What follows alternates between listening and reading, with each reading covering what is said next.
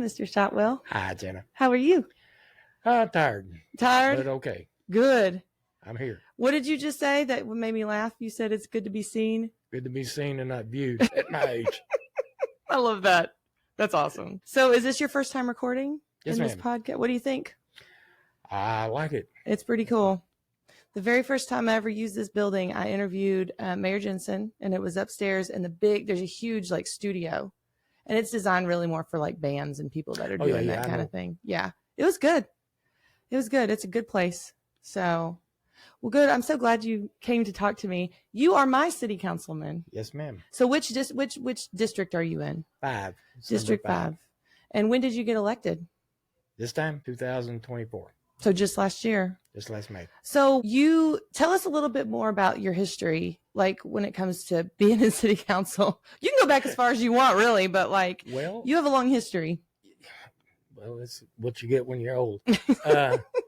It all started really with the 1990 bond election.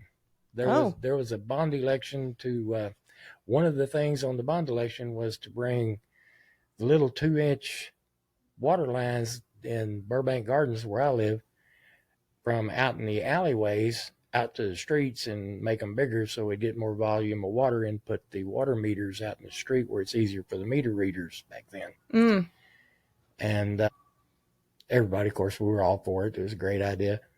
But the mayor that was the mayor at that time, his idea was that all of us would need to go hire private plumbers to hook into the water system again, that we already had water running. I don't know, somehow, I guess, I live in a predominantly Hispanic neighborhood, and I guess somehow they figured I had the best English, so I got to be the person that goes down and talks for us. And we won that battle. And so did you just go down to like the city council meeting? Down to the city council meeting when they were talking about the bond election, and got Terry Jackson to support us, and we were going pretty good then, because the mayor kind of looked bad. It really looked bad. Yeah, that doesn't seem like a great decision. And then a couple of years later,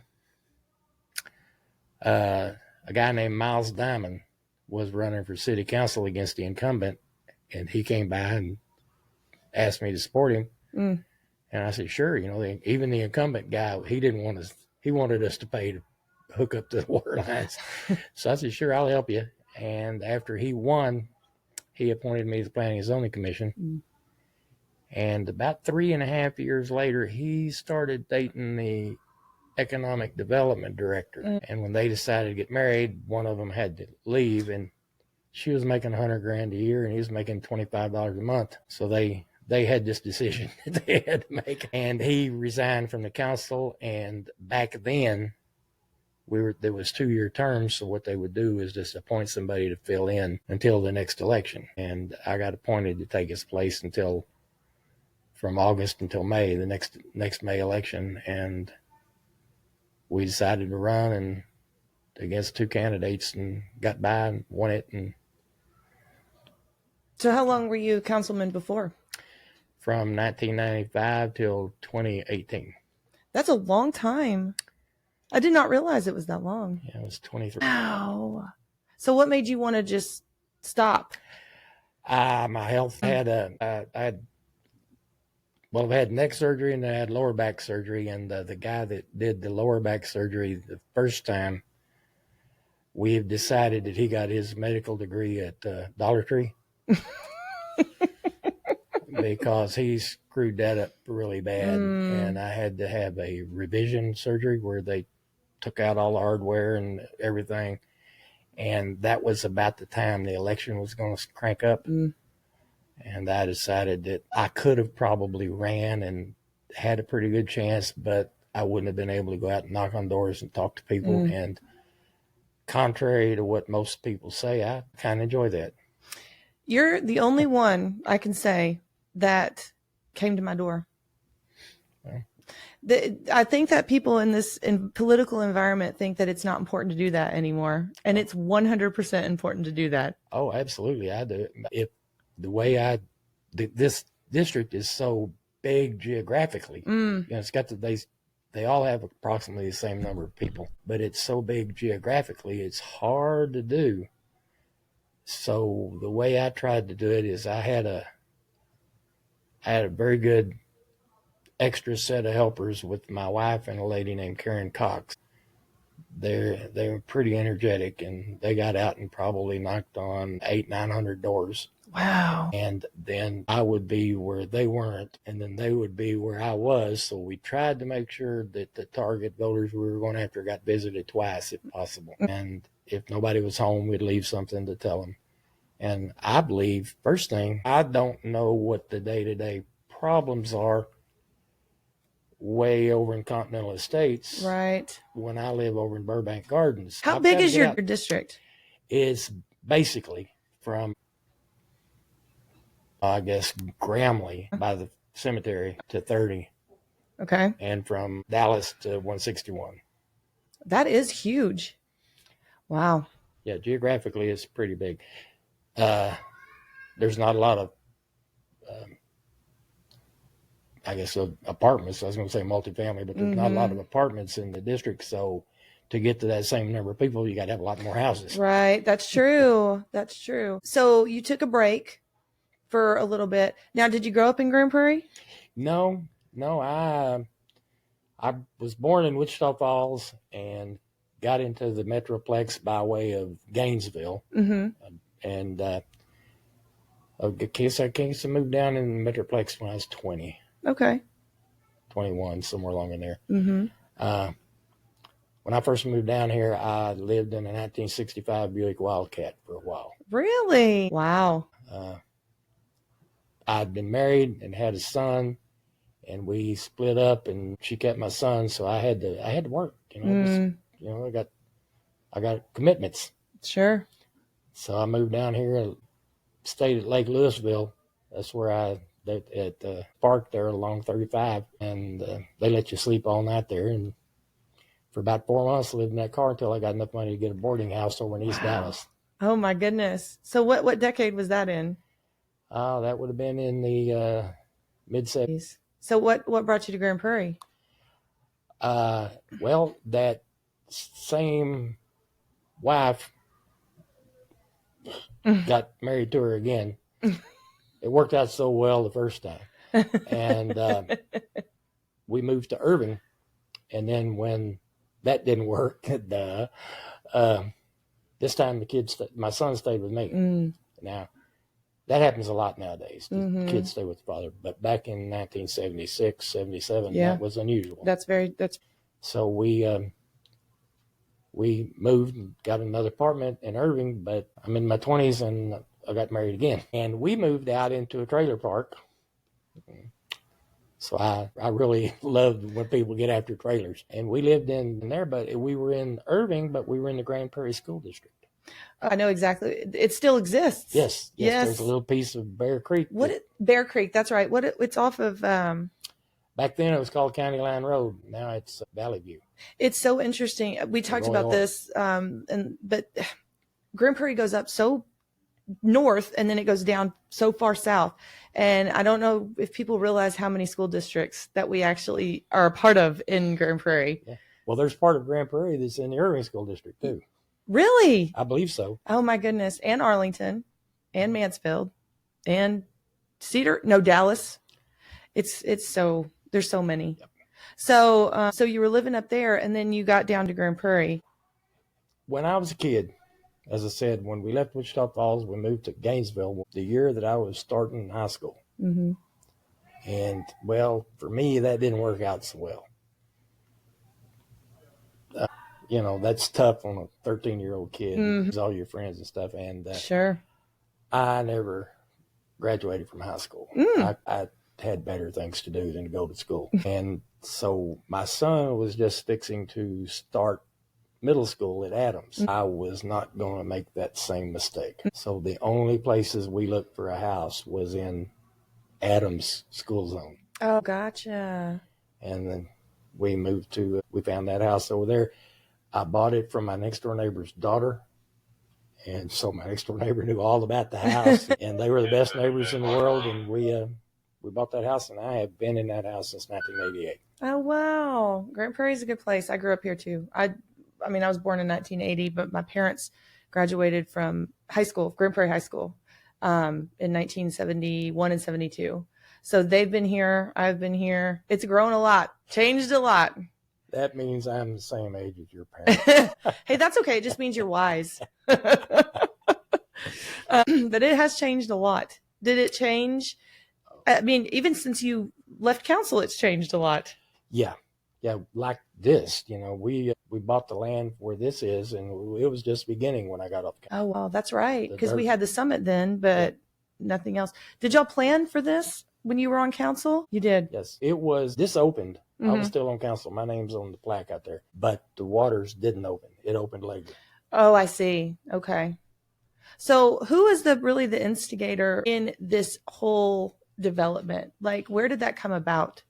Well, buying the land was a little controversial at the time. Dr. Bob Smith owned the property. It was all cotton field, and they told us we could buy it. Jim Swafford knew them. Charlie didn't, the mayor at the time, it wasn't at the top of his priority list. But Dick Frigo really pushed it, and we bought it. I was in favor of it. I thought, it was a reasonable price. I wasn't and still am not in the city being owning a lot of real estate. We're not in the real estate business. Sure. But the caveat to it was we would do something that was park related, only buy it for parkland. And then we started. Tom Hart really had, and give Tom Cox credit. They came up with this idea, and everybody kept adding on to it, and that's how it got bigger and bigger. Was it the original intent to also put like a conference center and stuff in there? Yes. Well, the hotel and conference center was kind of going to be the catalyst to it. Oh, really? Do this to try to bring that. And we were talking at Loop 9 Barbecue way back then. And, of course, they didn't work out, but they were going to be our first tenant up here. Oh. We were always looking at that. Now, how it all worked out with the hotel and the conference center being together, that's just the way it worked out. But That was the plan. So did y'all have a lot of, one of the biggest controversial things, in my opinion, growing up here is going from a small big town to a big town. I've always seen us as a big town. That just was the fact that we were like so in the middle of DFW, like right in between it, it always blew my mind that we weren't bigger faster. But I know that was a lot of things. We got a lot of pushback on that, and for good reason. I mean, there's pros and cons to both sides. But did you experience that? Well, yeah. In the very first election I had, we made the choice were we going to continue to be a bedroom community, and were we Glen Heights, or were we going to grow and flourish? And so it's always been a little bit of kickback.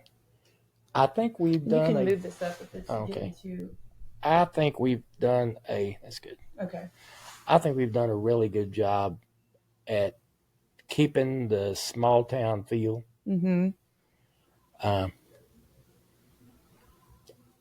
I think some of the people way down south don't get that. True. But they will one day, because the community stuff is going to come down that way. And once they get it, they'll understand it. The small, we still have, especially over where you and I live, because we still have the old stuff. Sure. It's definitely different. Like, cause I grew up on what was the south side of town at the time, which was where the Target and everything is now. Of course, whenever I moved over there, it was horses. And, then it just kind of grew from there. But that was what was south in my youth. Okay. And, but I moved north. I moved to the north side in 2010, and I lived off of Egyptian, which I love that neighborhood. So I've always been kind of attracted to the historical side, but it's a very different feel when you go down to the other side. From what I understand, aren't y'all putting a second hub, some type of hub down there? Yeah, there's going to be a kind of a mini city hall where you can go in and pay your water bill or make a complaint. It won't be as big or anything, but there'll be like library kiosk like there are here. And maybe down there. That's a good idea. Like a substation type presence, but it'll all if I have anything to do with it, it'll all be in one building. I think the rec center up in my neighborhood shows that that can work. And that way you save taxpayers money by having one foundation, one air conditioning system. You don't have three different this and that's all over. So about that, so I'm sorry, I keep pulling on you. Yeah, I want to get out of your way. There we go. So talk about that a little bit. So Tony Shotwell, Tony Shotwell Recreation Center, you said it works. Is there like city services that are in that building also? Well, no, but when it started, we had a police storefront along with the library and the rec and the. I got you. It's interesting how all that still works so well. Yeah, and back then, you know, the argument was, well, you can't have Parks and Recreation Department and the library and the police all in the same place. We all have our little fiefdoms that we have to. And Tom Cox and I set the library director at the time. The police chief was great with it. He was fine. And then the rec center, we just sat him down and said, you know, you're going to coexist. You it's also going to happen. You're going to do it. You had Tom Hart and you had Rick Harold too, didn't you? Yeah, we had Rick Harold. I interviewed him. He's, oh my gosh, he was such an interesting man. Rick was one of the good ones. He was so innovative in the way that he did things. And I'm so glad I got to record his story about how he became, like, how do you get to be where you get to do stuff like this in a city? And first of all, people trusted him a lot. But I do think that it speaks to the city itself about how innovative we allow people to be. Because him and Tom Hart worked really, really well together. But Rick was just such an interesting guy. I mean, you can speak to that probably more than I can, but you know, you got to work with him in a different way than I did. Rick never let anything get in the way of his imagination. If he thought that if he could imagine it, it could happen. And for those that don't know who Rick is, he was the director of the Parks and Rec for how many years? Probably 15. Something like that. He came over from Euless. Tom Hart, when we hired him, he was the city manager in Euless, and we hired him when Gary Gwynn left. And the parks guy that we had went to Arizona, and Tom brought Rick over from Euless. But then again, Tom brought Tom Cox over from Euless. He brought the city secretary over from Euless, and we were kind of laughing. Might as well change our name to Euless East. But all of them worked out real well. That's so, what a special guy, because that's not how everybody sees that position. But he did. And you also got to work with Ruthie. Mm-hmm. And so how was that? Well, Ruthie actually lived 4 houses down and across the alley from me. Oh, okay. And so her and Vernon were, you know, they're the best people that there ever was. And we had a little spat at one time about their property behind them going commercial, and some of the neighbors, we were a little worried about what it could become. But they told us what they were going to do, and this Ruthie and Vernon, if they told you that's what they're going to do, they're not going to do something different. So I'm curious. After we learned that, we were all okay with it. Right. Well, so was she on the council when you were there? Okay, the whole time, or? Yes. The whole time. Okay. Well, I would just be curious what it was like to have Ruthie as a citizen, and not like if she were in my district, like what she would have been like as a citizen. I'm sure she would have been. I'm sure she would have been pretty rough. Yeah, she was on council when I got there. Now, she had gotten back on council after losing the mayor election, and that was 2 or 3 years before I started. Oh, okay. So then she was on there all the time until she passed. Okay. What was she? Was she at large? Yeah. Okay, she was at large. Yeah, she was District 5, and then she ran for mayor. And after she lost that by 69 votes, she ran for at large. Are you telling me that local elections are very close? Some of them are. John Lopez beat Dick Frigo by 8 votes. And people think that their vote does not matter. Yeah, it certainly does. It certainly does. Yeah, that one really shows you 8 votes. So as a city council, I mean, you've done this for a long time, so you have experience. What kind of advice would you give to citizens about being involved in, like, what goes on in the city? Well, the first thing I would do if I was moving to a town and one day my wife and I want to either have a second house or maybe a house down somewhere on the Texas Gulf Coast. Mm-hmm. But if I was moving to a new town and I wanted to get civically involved, I would first start going to a few city council meetings, Mm-hmm. just to sit there and listen and look. Personally, I can tell more about people by looking at their interaction with other people than I can by listening to what they say sometimes. I'm so glad you said that, because first of all, not enough people attend the meetings, and I attend. So I'm a part of my daughter's school. We have our own school board meetings. So I have to miss a lot. I have to pick which meetings I'm going to be going to. But I always tell people, not enough people attend meetings. And there is very important to see faces. People think that when you go to a meeting that you have to show up to talk. No, you can just show up to listen. And the fact that you do that is very important. I'm glad you just said that, because you as an elected official, seeing people in the audience, number one, shows you that people care. Yes. And number two, just like what you said, body language speaks volumes. Tell me more about that. Well, if I was starting, I would be able to see how the interaction was first between the people that are the management and the other people that are working for the city. Plus, my neighbors. If I hear somebody getting up or even just hear them talking about something that affects me, I could go over and introduce myself. And if I'm new to a city, that's how you get to know people. Mm-hmm. Go to church with them. You just gotta. And if you want to be interested in city government, that's a way to do it. Of course, the other ways are always put your name up for a board or commission. Why do you think it's important for people to be a part of that process, like locally? Locally, first thing locally is the most important to me, is the most important government there is. Mm-hmm.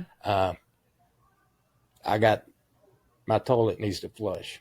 Right. I want the fireman to come if my house is on fire. I want my trash picked up. Right. All of these other state, national, all that stuff, that's important too in its own way, but the quality of my life depends on my local, what's going on in my city. Mm-hmm. You can definitely tell that if you go to cities that aren't as well off as we are. That's right. Not dollar-wise, but people-wise. Right. I can't understand why people are not as engaged with local city stuff. I don't get it. Well, I'll tell you part of why, what I think is why, and why I'm kind of glad that's the case. Local elections are nonpartisan in Texas. Mm-hmm. And so people don't get riled up about my party this, my party that. But party politics doesn't pick up my trash. That's very right. Junior said almost exactly the same thing that you just. So that's one reason why it's not quite the involvement, Mm-hmm. and you don't get bombarded with stuff. But by God, if somebody's trash doesn't get picked up, or if their water's not running, then the city government's the most important thing they got. Or there's a pothole in front of their driveway that they can't get. Yes. Can't get around. Then it's very important. And down here grappling and hollering. And I think that's a pretty good time to catch somebody too. Sure.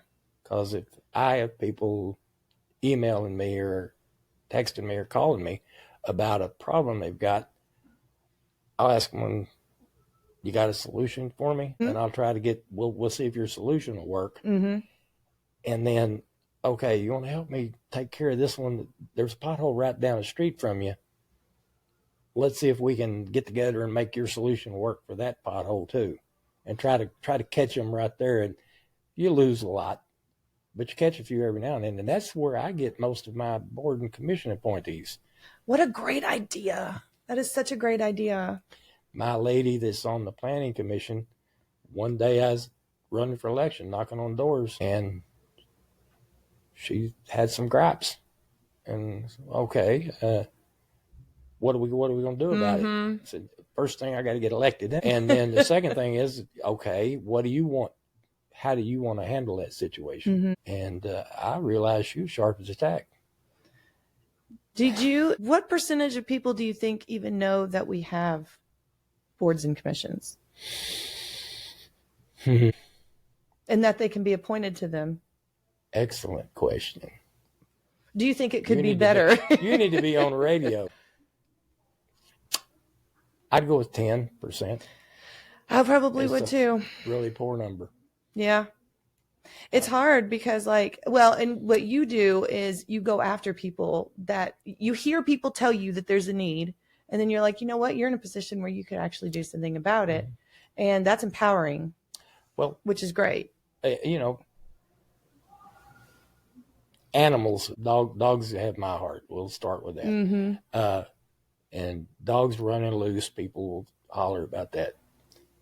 And those are the folks, that's where I grab. Okay, I can tell the way you're talking about these dogs, not these dogs running loose and pooing in my yard. Right. But these dogs are running loose and they might get ran over. Right. That's the person I'll grab and say, hey, why don't you think about the animal shelter board? That's such a perceptive way of looking at human beings because not everybody sees them that way. What you're doing is you're seeing an opportunity to empower someone to make a change for themselves and to be in position of authority to where they can actually help with things.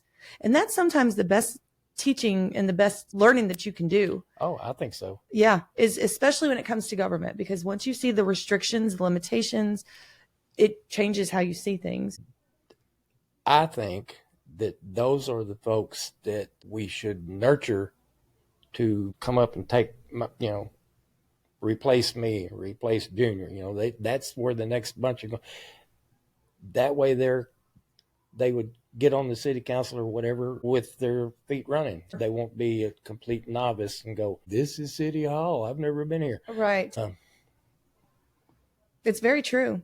And that attitude of bringing up the next generation, bringing up the next group. Ruthie had that. And she was very good. She nurtured me a lot. Did she really? Absolutely. I've heard that so many times. Her and former Mayor Weldon Parkhill. That's before my time. When was that? Oh, Lord. He was mayor back when God was a small baby. In the 60s. Wow. Parkhill Park is named after him. Oh, okay. But he lived on, what's the name of that street? Plattner. He lived on Plattner in Pecan Acres. Oh, okay. Uh-huh. And he went to school. He graduated from Gainesville High School with my daddy. Small world. So when I first got onto this, I walked by his house, knocked on the door, and he grabbed me and said, get your butt in here, and sat me down and told me a lot of good things. And whenever I'd have a problem or a question, Weldon Barkhill was the guy that had the answers. Oh, wow. So he wasn't even, he'd been long since being mayor. He had been mayor, yeah. But he was giving you, see, that's what we need. We need those mentors. That's my goal is I want to see young people be engaged in their local. And I think they want to be. I think a lot of them do. I do. I think I might get myself in trouble with this one. I think there is possibly a generational miss. Yeah, I would agree with that.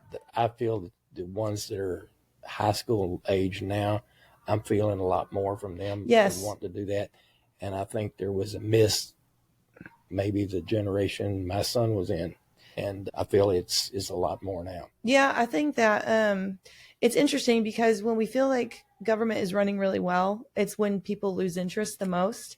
And when we feel like it's kind of going off the rails, that's when we get engaged again. Well, yeah, and I'll pat myself on the back. I think in the late 90s through the early 2000s, Grand Prairie was running like a well-oiled sewing machine. I didn't notice anything. So that shows you right there. We were growing, we were managing the growth, and I think it ran really well. Yeah. When did Mayor Jensen get elected? Let's see. I started in 95. Jim Bledsoe was on for 4 years, and then Ron got elected to replace Jim as a single-member district. And I do not recall exactly what year Charles England retired from being mayor. Well, I always think it's not that long, but I think it's been longer than I think. It was after 2006, 2010-ish. That sounds about right. Yeah, somewhere along in there. It was a huge shift for the direction of the city when he became mayor.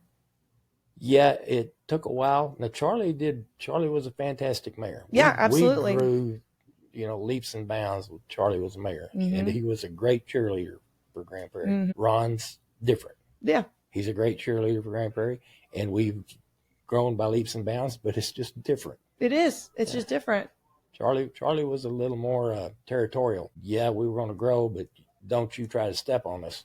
Right. And Ron's more let's work together ish. Sure. It's definitely different than whenever I was a kid. I remember when we got Chili's and Movies 12, and we thought we were just in high cotton. We were just so excited to even have a chain restaurant then. And we had to change the liquor by the drink rules. Yes. To get Chili's in. Well, and I remember, I guess Chili's probably came when it was like 95, 96, because I remember I just turned old enough to be able to host there. I think it was around 97, 98, yeah. Yep, and then Roadhouse got built, and I became a server there, and it was February 98, because I turned 18, I could serve alcohol, but we were in a membership at that point, because that's where it was located. Yep. That didn't last very long, but it was there in the beginning, which is so crazy to think about, because even when we opened, people were still smoking inside. I remember that was a huge deal when they were going to make everybody not smoke. I bet you had a lot of. Yeah, you remember the Red R that had 2 different places smoking? Yes. I loved it whenever we would say, would you like no smoking, or first available? And the first available table was literally a booth between the smoking and the non-smoking. I'm like, that doesn't do anything. But it was but I remember everybody at the time that was in the hospitality industry was like, if you do that, people aren't going to come and they're not going to do it. They're not going to come in anymore.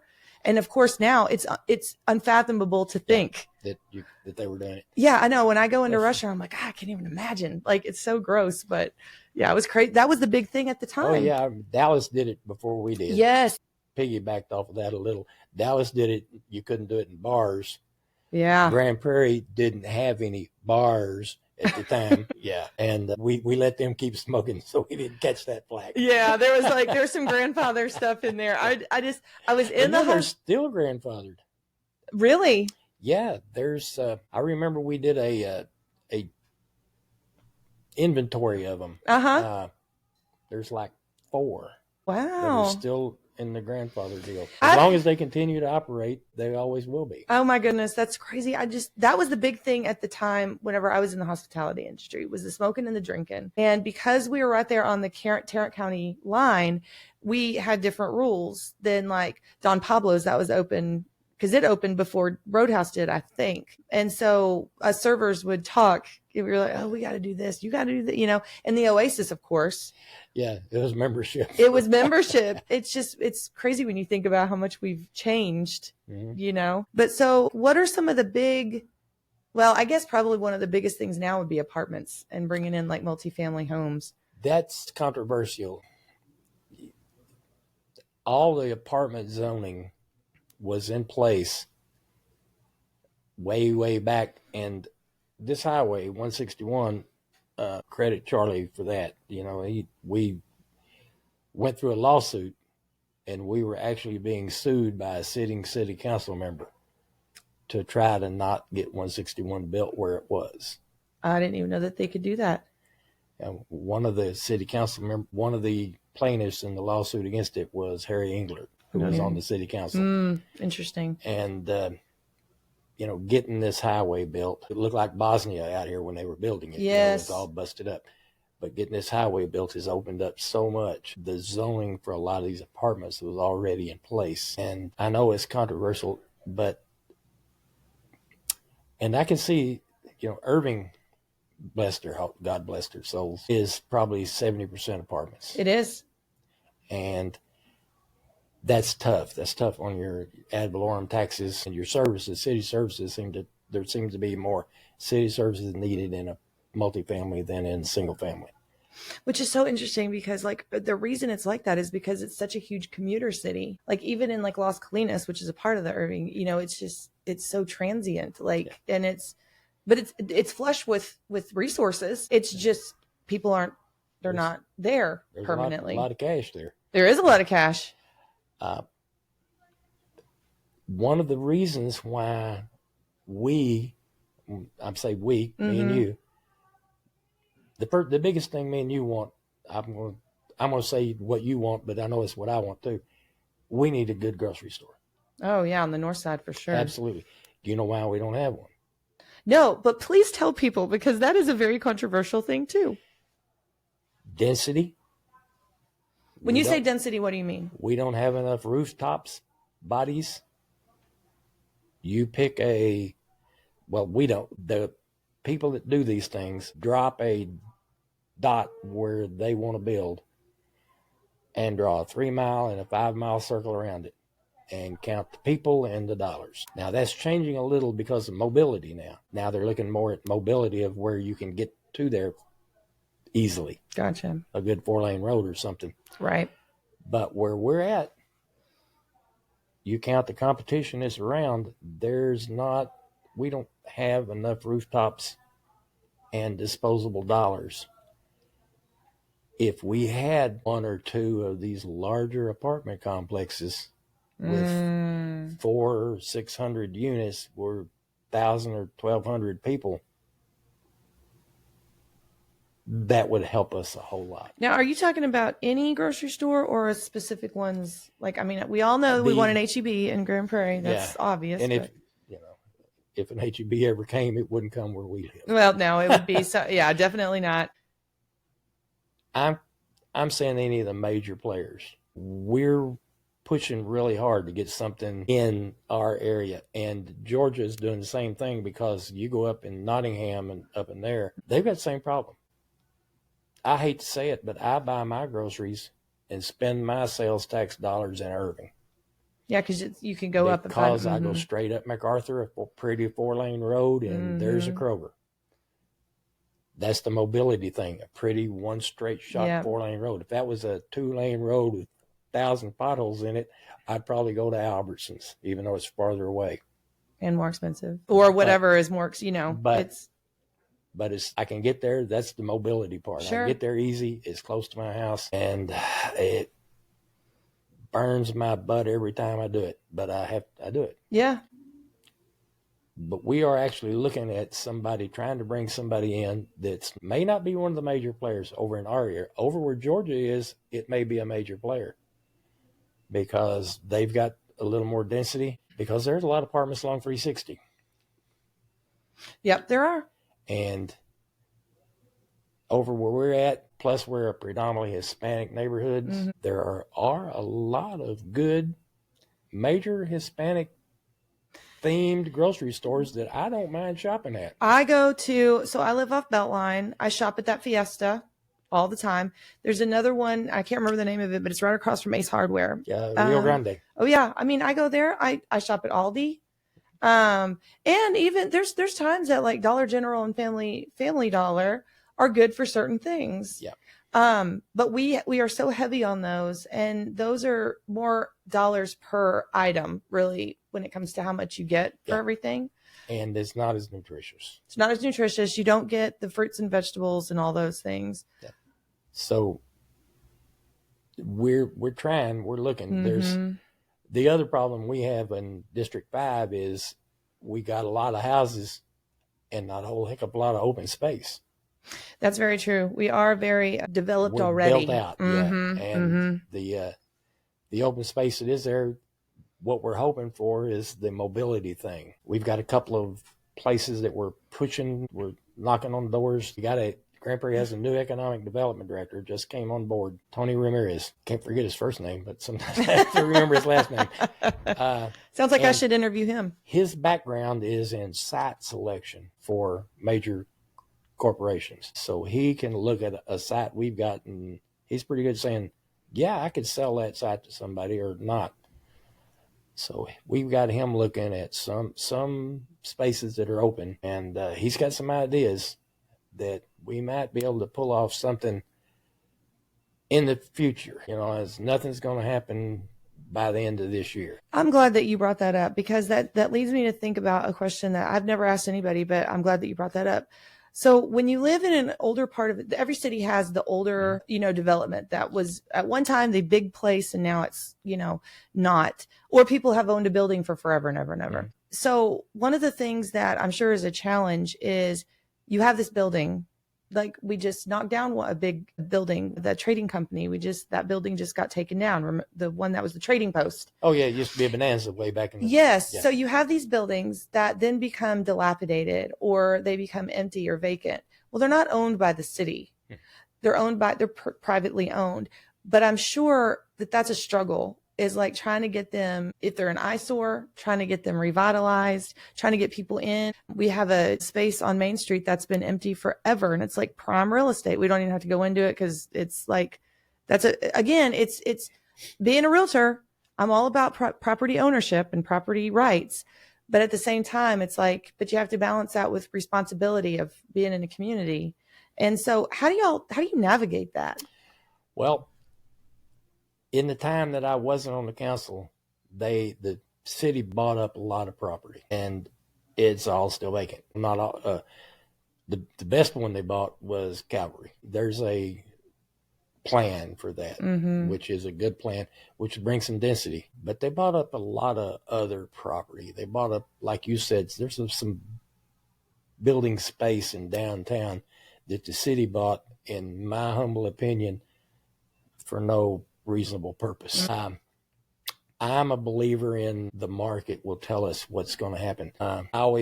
Sometimes I hear this word control. Well, we like to control what's going to happen. Well, in my humble opinion, that's BS. The market's going to control what's going to happen. The city may be able to zone it where it would be something, but the market's going to control what fits in that zoning. If I am a guy that doesn't like, and I'm not one, but if I were a guy that didn't like tattoo parlors, I couldn't,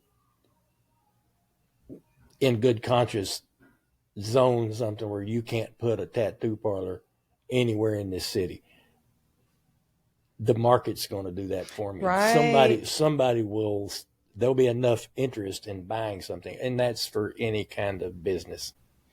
The way that you do something, if somebody's got old dilapidated buildings, you go beat on the property owner. If it's out of code, you start writing tickets for it being out of code. Eventually you'll get there, and you'll get their attention. Right. A lot of those are out of state investors or REITs. REITs are the worst ones, trying to get them to bring property up to code. What's REITs? Real estate investment trusts. Oh, yes. They're hard to deal with because nobody owns it. Everybody owns it, but nobody owns it. Right. You can't ever find whoever. Yeah, exactly. But otherwise, you get after the property owner, and eventually you'll get their attention, and you'll go tell them, hey, man, you don't want to keep writing you tickets. If you're not going to fix this up, put it on the market. Sell it to somebody that might have a use for it or a plan for it. A good example of that is the old nursing home on 3rd, across from Bowie Elementary School. That's going to be 10 affordable housing units. Really? Yeah, they're already being developed. Oh, how interesting. I use affordable, not $300,000 is not affordable to me, but that's affordable nowadays. That's Still what they not call affordable. Yeah. So affordable is in air quotes. But they'll be able to be purchased. They're for purchase. Yep. Yeah. And we're working with the county and another group to maybe be able to help with down payments, help with interest rates, do some buy downs. So we're going to try to make them even more affordable than that is. But so did the city own those too? The city has 4 lots out of the 10. The county is working 3 of them, and another group's working 3 of them. That's interesting. And we're looking for more places to be able to do that. County Commissioner Elba Garcia is a big fan of this, and we believe that we can get Tarrant County to work with us on doing some of it too.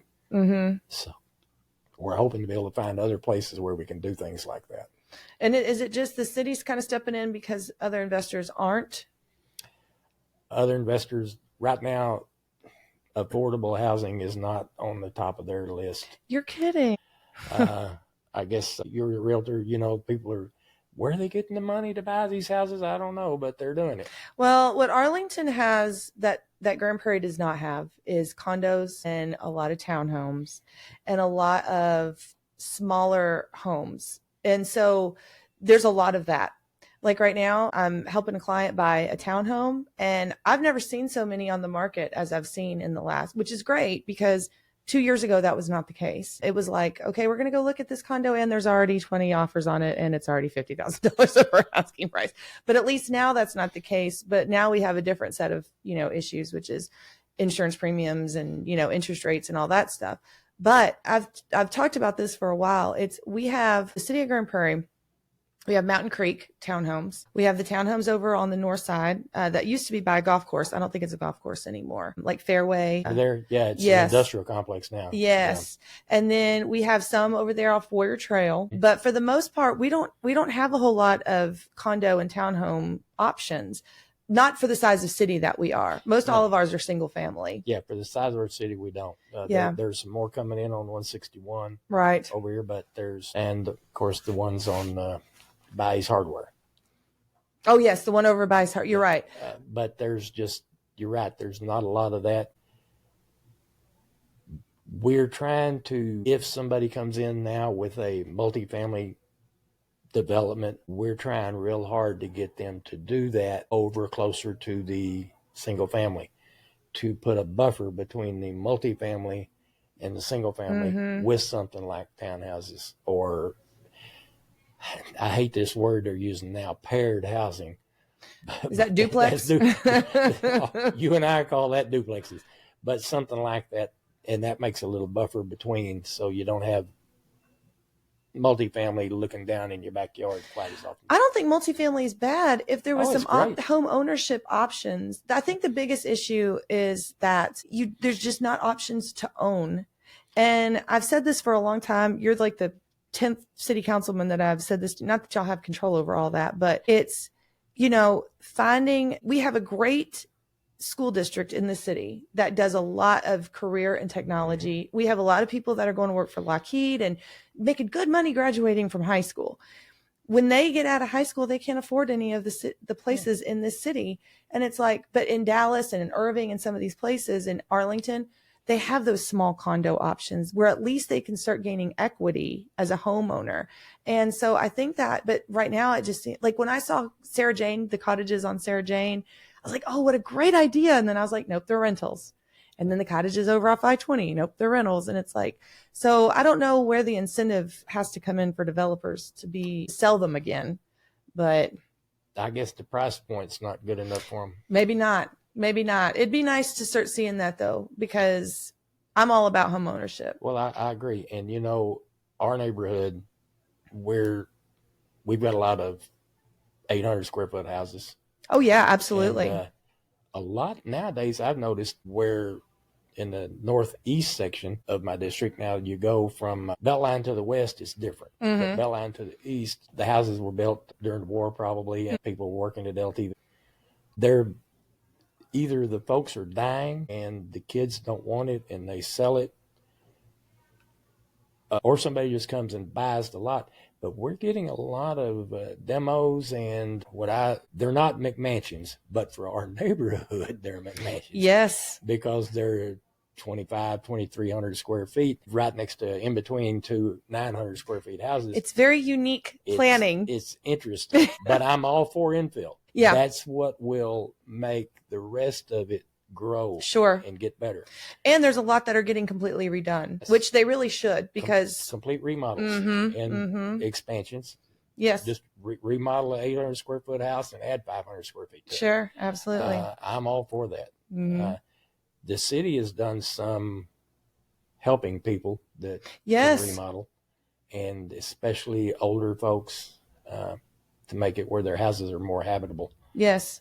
And you go into some, I've been into some that we've done that when I look up, the ceiling's sinking down, and we've been able to make it where it's safer and put in ramps for folks.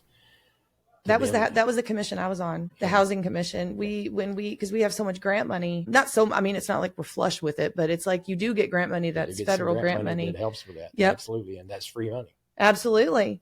And I need to take advantage. We have a program in the city about redoing your windows. to energy efficient windows. And when I looked at it last, I think I looked at it, I didn't do it until December. It had run out for the year, but I need to go back and do it again. And hopefully it got renewed, because a lot of that grant money got lost. Yeah. But it's been replaced with other grant money. We're really hustling for grant money now.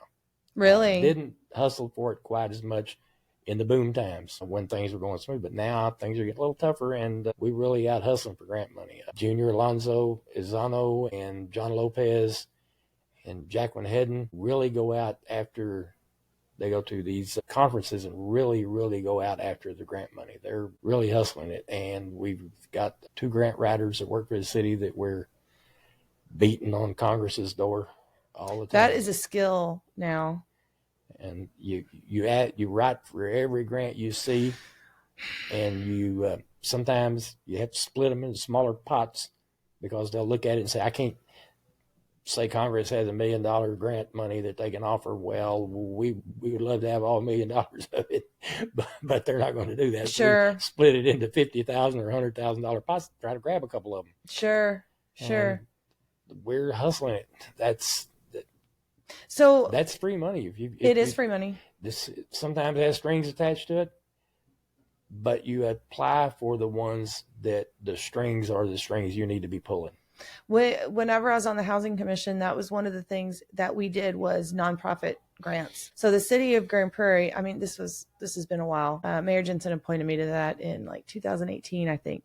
But it's like nonprofits, but they had to be Grand Prairie nonprofits. Mm-hmm. It couldn't be just a big, huge like Boys and Girls Club or something. It had to be like Grand Prairie nonprofit. And they would come and they would talk to us. And that was part of our responsibility, was to hear them and then kind of, rate them in number of like, how many citizens do we think that this nonprofit helps every year? And they could use, because our goal was to get the most money to the most people as best we could.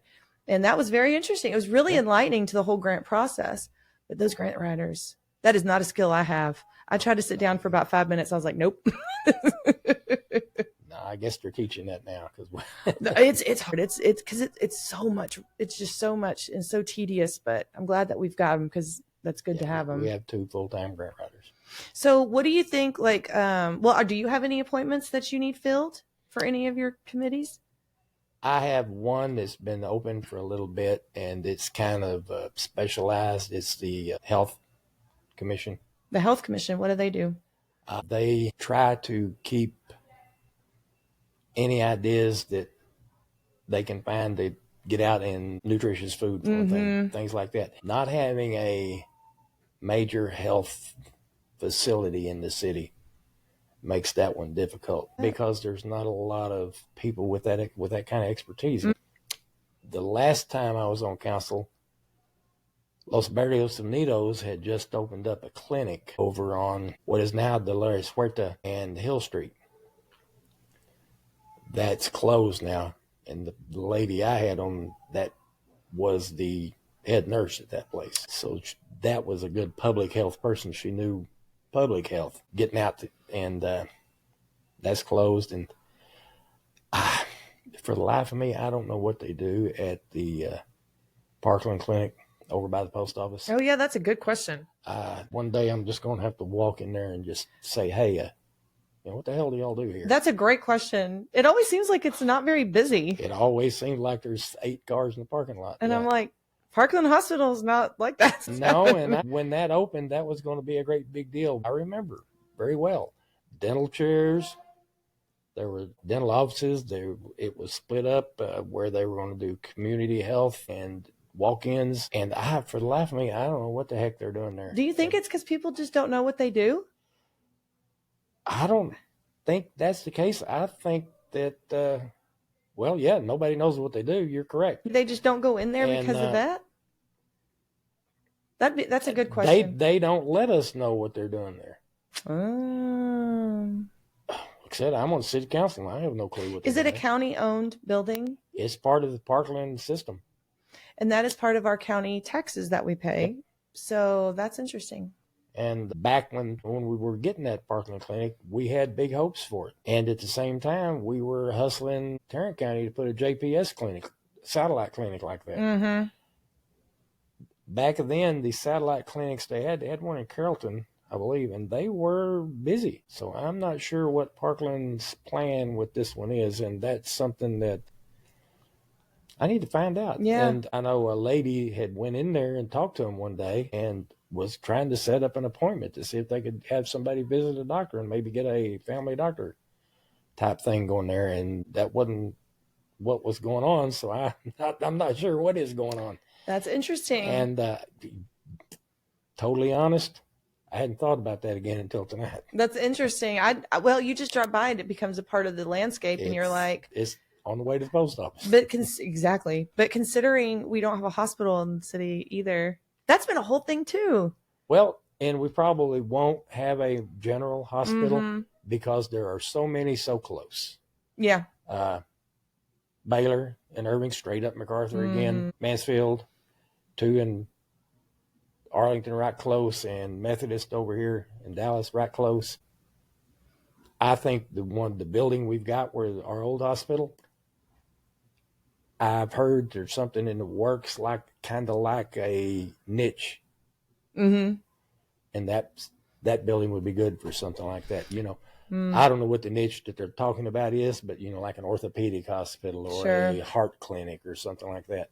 I don't think Grand Prairie in our current city limits would get a general hospital just because there's so many that are already working around it. I went to that hospital with a sinus infection. It was so bad one year, and I was like the only person in there, and I was like, but it was nice inside. It was Texas General at the time, and they weren't in any type of like insurance. They weren't a part of any whatever it's called in network. Yeah. So I'm like, but that was not very long ago. So I can't imagine that building is in disrepair on the inside. The building is pretty good. Yeah. They only really the part of it that you went to, they didn't get into the multi-story part very much, but it's still in good shape. Yeah. Yeah. It is. And they're still using the clinics around it, the buildings around it. The pad sites are still being used. That hospital would be a great, rehab hospital. It would be. You're absolutely right. It's perfect for something like that. So do you have any like goals? Like you ran again. What prompted you to do that? Well, I saw a lot of infighting on the council. I remembered the days when we didn't all vote the same way, but we didn't get angry about it, and we'd go outside on the street and talk about it and shake hands and go home most of the time. But we didn't argue publicly. I think that the city council needs to at least be civil with each other all the time. And I was seeing some of that. Plus, Cole Loving, good kid. He grew up in Central Grand Prairie, and I think that's where his heart was with whatever he could get done. And he did a whole lot there. I didn't see a whole lot going anywhere except Central Grand Prairie. And I'd holler at him. That was the last time, I told him I wouldn't run against him, but I'd be on his butt every 5 minutes to do something on the east side of the Beltline. And he chose not to run again. And I thought at the time, well, I'm an old man. They won't yell at me. How's that turned out to be true? Mostly. Okay, well, that's good. And I could hit the ground running. And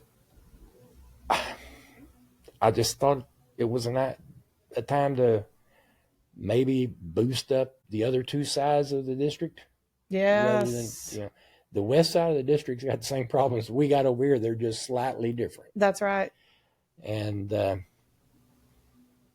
I just thought it would be good. Yes. I don't know how long I'd want to stay this time. I'm damn sure not going to stay for 23 years.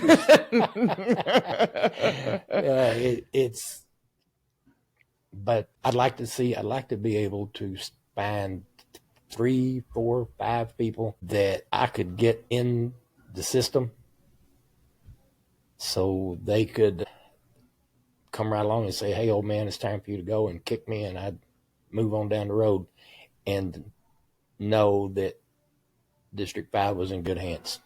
Do you have any like goals or anything? Yeah, my goal is let's get a grocery store. That is one of your goals. Absolutely. Yeah. And the council had a list of 10 goals that they had before I got on council. Mm-hmm. When I saw that, the thing that came right out to me was it didn't say anything about bringing our streets back up. One of the things on it was to improve Turner Park. That's already in the works. I knew that was already in the works. And it's going to happen because the earmarks are already there for that. I told him it's time. If we're going to keep this list at 10, that needs to go away. And by God, we need to bring our streets up. When we passed the sales tax for streets way back, got Kim Breimer to change the law so we could do that. Oh, wow. That quarter cent, we were going to have the best streets in the county. Even best streets counting Arlington. We did, but we've grown, and the older streets have gotten worse, and that's not enough money to actually take care of everything. But if we didn't have that sales tax money, we'd be in deep doo-doo with our streets. That helps. It's not enough to do the job, but we've got to supplement that with more money. And they weren't.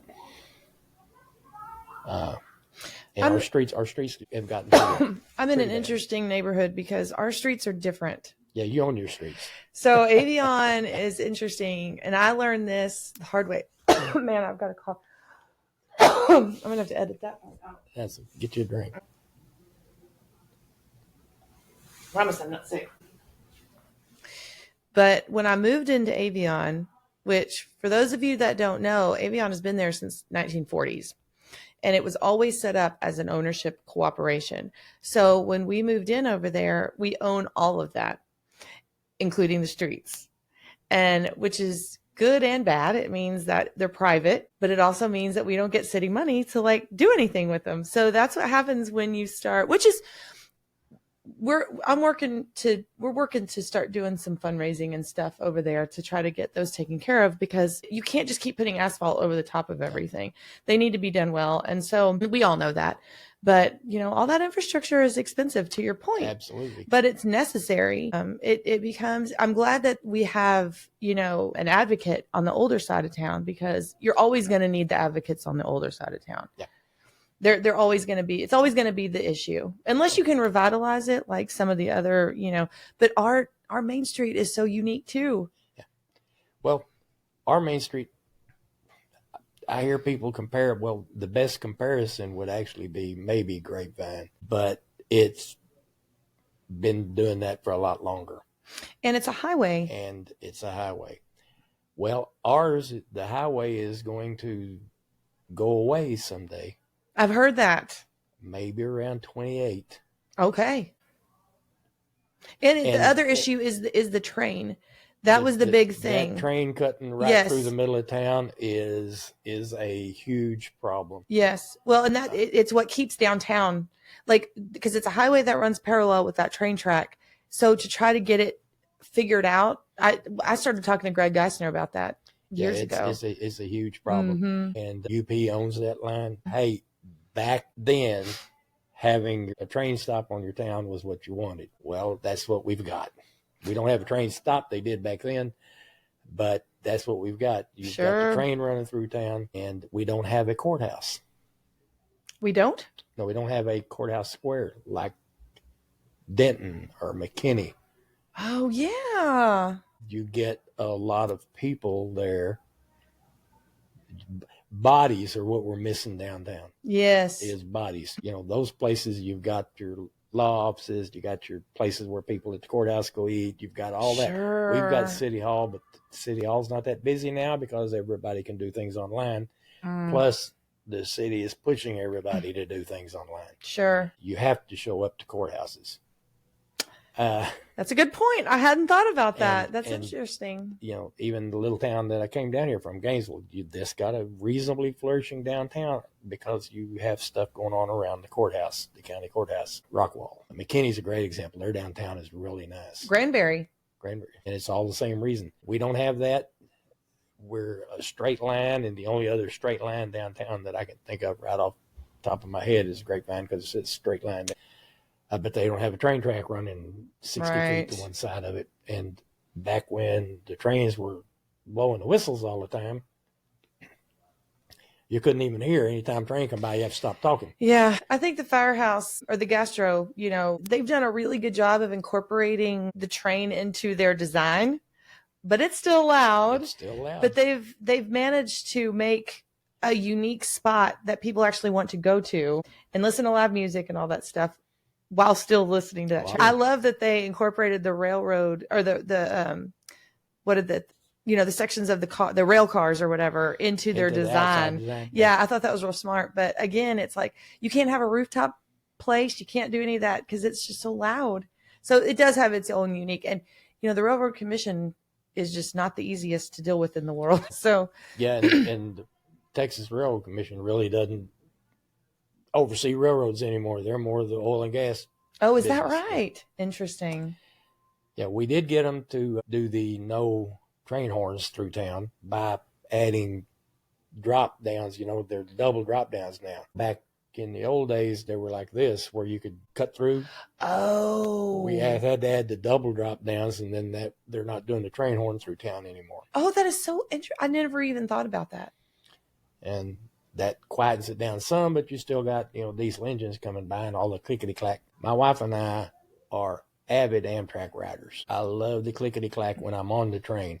I hate that clickety-clack when I'm next to the train. That's right. And we also have, we still have an Air Force base. What is it? A military base, Army base. So we get the helicopters that come in a lot over there. Yeah, that went away quite a bit for a long time, and it's coming back some. The Texas Air National Guard is still out there, and there's still the Royal Singapore training base. Now, what Royal Singapore is, I don't know, but that's part of the Texas Air National Guard is actually in Grand Prairie. The Singapore thing that's down on the south end, it's actually in Grand Prairie. But the rest of all, the old Navy base is in Dallas and is owned by the city of Dallas. They own that property. They're looking at doing something, but they've been looking at doing something for 30 years, and I'm not sure they'll do anything in the next 30 years. One time they were going to put their auto pound out there. Now they're talking about building, again, affordable housing out there. I'm not holding my breath. It's kind of out of sight, out of mind.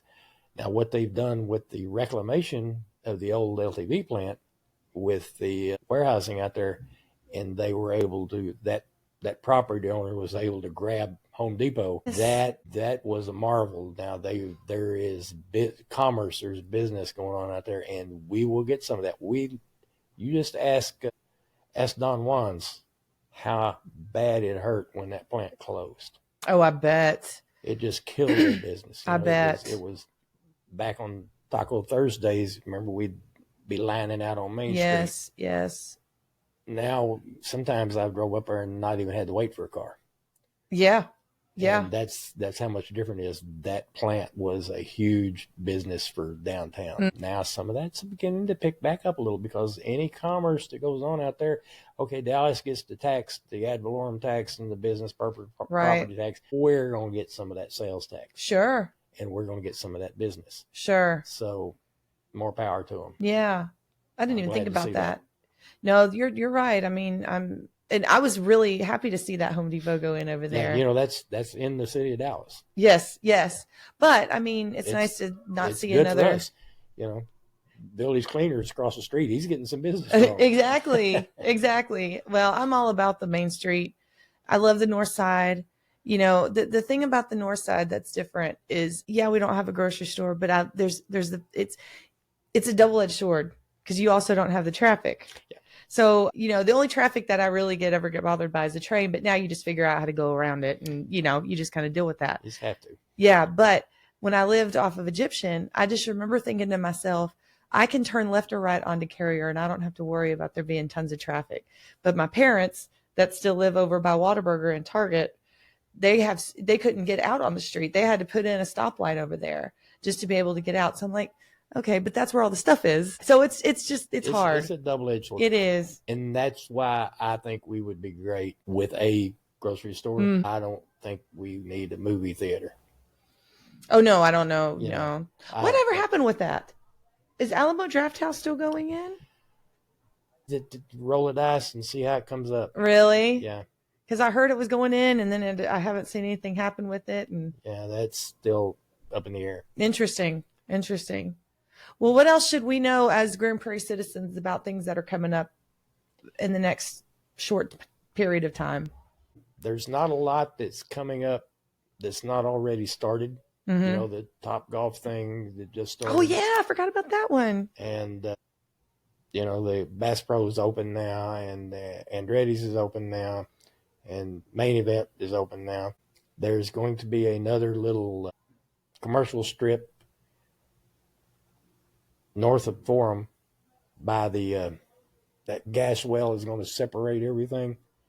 There's a gas well there, and on the south side of the gas well, there's something coming. There's some townhouses being built back there, which they did something really cool. I thought they're building 2-story townhouses that are pretty close to single-family backyards. In the backyard, the people are going, you know, that's not a cool thing. Because maybe I got a pool back there and my teenage kids, I don't want you. We talked to them and said, you know, what can we do about this? They're putting transom windows in the back. So to look out, you're going to get the light, but to look out the window, you're going to have to get up on a stepladder. Oh, that's a good idea. It's an excellent idea. Everything is negotiable. Yep. Everything is, you can make anything happen if you just think about it. So those are coming up, and there's going to be the apartments are already there. There's going to be some good commercial in front of that. We're looking at trying to get somebody into the old Loop 9 barbecue place. Yeah. That area there, to me, is, I'm going to use an old Yogi Bearism. It's nobody goes there anymore because it's too popular. I hardly ever go there because you can't find anywhere to park. Parking is a challenge. There wasn't enough parking built, even though they went down and went up. We're going to have to build more parking there to make that work, which will cause more parking problems during construction. Yes. So that's just going to, if we're going to have popular places, we got to have more parking. Yeah. That's just a lie. Absolutely. And I think we overpark. I read somewhere, and I think it was reasonably accurate, it wasn't off of Facebook or something, that there are 7 parking spaces for every automobile in America. Wow. You go to Walmart down on 20 or over here on 161, Christmas is full. Yep. 11 months out of the year, it's a quarter, maybe. Well, that's the whole thing with the water show. It's like when you have that during December, that is a huge draw. Yep. And it is really hard to get to park over there. It's impossible. It is. It is. You know, if you're lucky, the south side of the summit. Well, and that's when it comes to like the Epic, that is one of the things, it is a gym, but it's not Planet Fitness where you just park literally in front of the door and then you just walk in. There's a lot of parking, but it's a long way to get to. So Alicia added the trolleys, which helps with that. But we're talking about adding some more parking over here too. Oh, really? What about the playground? Are y'all going to start the next phase anytime? I'd be lying to you if I gave you an answer. Yeah, well, you just got on there, so I don't know. But that's definitely something that I was looking forward to. It's a great playground as it is, though. I mean, it's awesome. Yeah. But when we went out to sell that was my main selling point. You know, building all this, I think is great. I call it the bright and shiny is over here, but the playground and some money for downtown that were in that same election, those were my 2 selling points, especially the playground. And you know, this is wonderful. Yes, it's fabulous. But you know, we need to fix our streets too. Yeah, we do. We do. So it's kind of, and from what I can tell, when I got back on council and the city manager pulled me over, and one of the deputy city managers pulled me over and said, keep harping on that because that's a problem. That's, to me, I love the bright and shiny. I think it's great. And there's a whole lot of bright and shiny going on where I think we're spending too much money on, when we got to get back to the quality of life issues. Yes, I agree with you 100%. And that's keeping the water running. water mains break all. We got this clay run, Yes. and we're getting way too many because they're too old. Yes. And some major renovation is going to have to be done because you can't keep just patching things. Well, that's the thing about owning a house too. It's like when I go in, I can tell all the money was spent on the tile in the bathroom, but nobody bothered to check the pipes underneath the bathroom. And that's not fun to spend money on. That's not, there's nothing sexy about trying to get people to replace clay pipes. As long as they're getting water, they're like, what's the problem? You want to see the big, beautiful things. And that's hard to sell. It is. And it's expensive. And then the longer you wait, the more expensive it gets. That's right. That's right. Small Street's a great example. In between Main and Beltline, it just got covered up, and then finally you couldn't overlay it anymore because and now it's like driving down a washboard. Yes. The price tag has went up from $2 million to $22 million. What? Now it's so bad we're going to have to replace all the drainage. So it's just, and that's why it hasn't been done, because it's so expensive. Well, maybe we'll wait a couple of years, and then a couple of years later, it's even more expensive. Oh, I can't do it now because it's too expensive. So are y'all just seeing that from all the vendors? Like when y'all get proposals and stuff for jobs and stuff, are y'all seeing the price just? Those prices are astronomical. Concrete has gone BS crazy. Really? Yeah, concrete is quintuple what it was before COVID. Do y'all vote on those? Like, how do y'all vote on who does work? Put out proposals to get bids, and anybody that wants to can bid on it.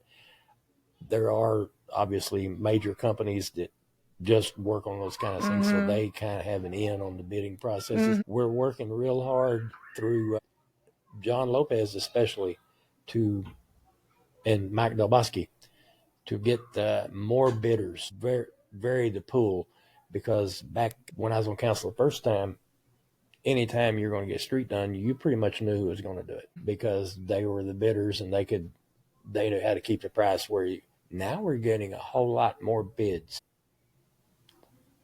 One of the problems is with that, though, sometimes is the low bid is not going to be a good bid. So we're having to factor in a couple of extra new factors of past experience and experience in other places. Some people may have been doing doing that kind of work, let's say in Hillsboro, but there's not enough work down there, and they're moving up into the Metroplex. Well, we wouldn't know them, right? So we're having to go back and look at their experience in other places.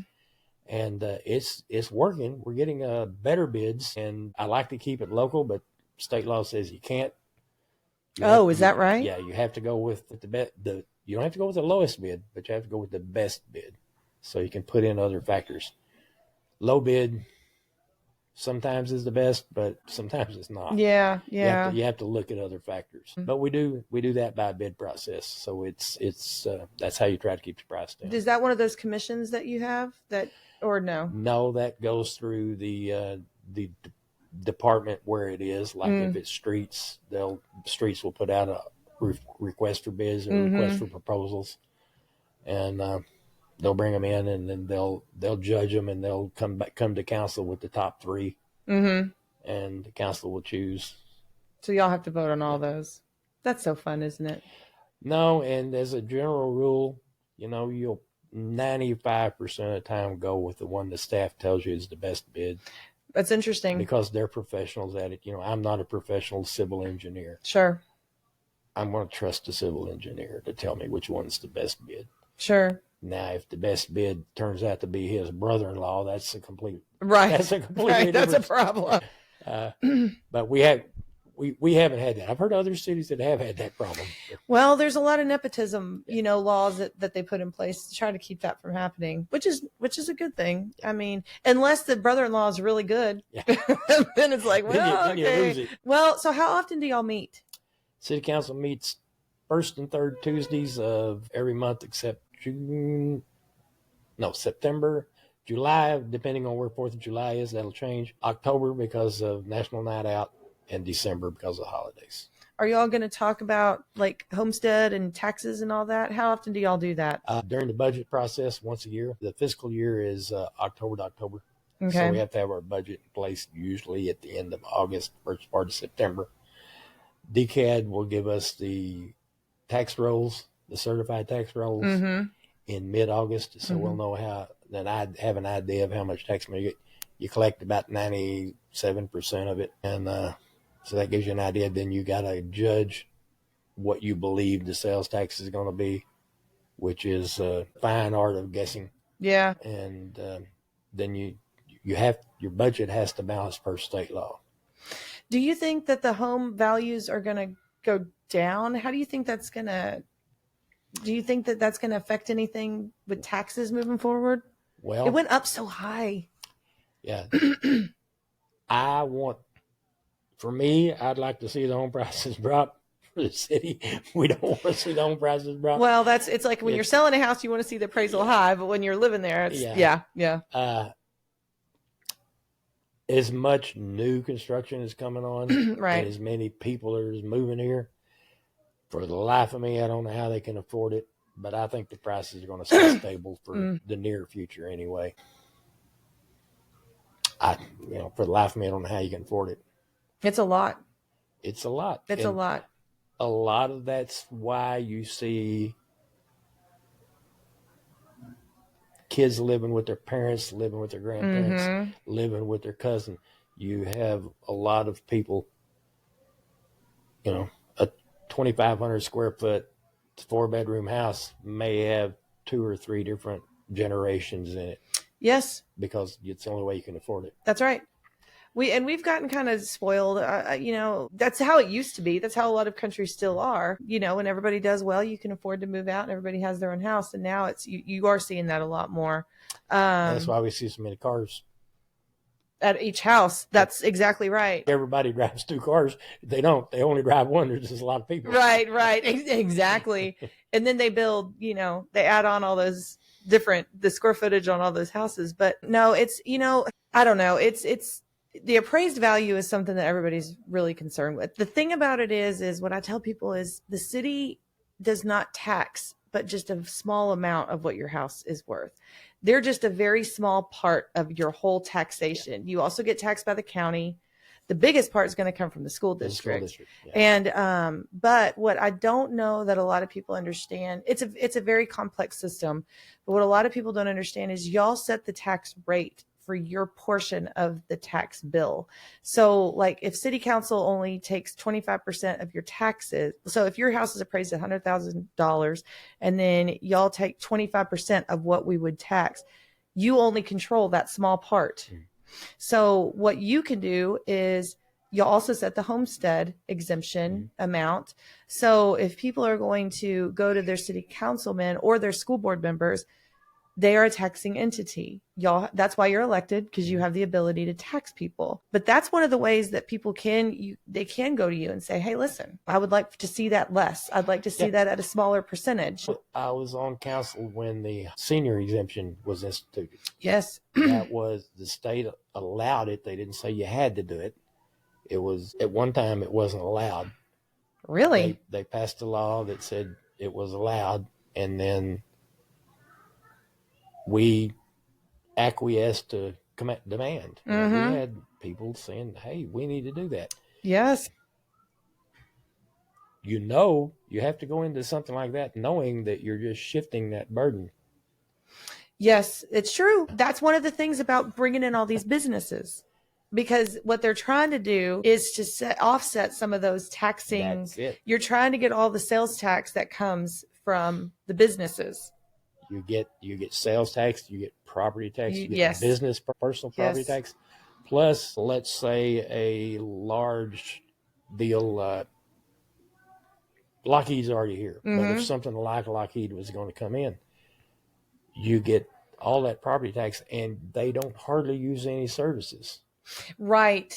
Well, we're about to have, Georgia kind of shared something about getting a data center, which that's one thing I didn't think about was, it does take up a lot of space, but it doesn't need a lot of Doesn't services. need a lot of services. So it's not like you're creating something that's going to have more traffic problems or anything like that. And plus that, the big selling point of that is this way you throw a rock from it and you're in Venus. Yeah, it's way down on the south side. Yeah, it's way down on the south side. But the flip side to that is it's way down on the south side, so we got to go into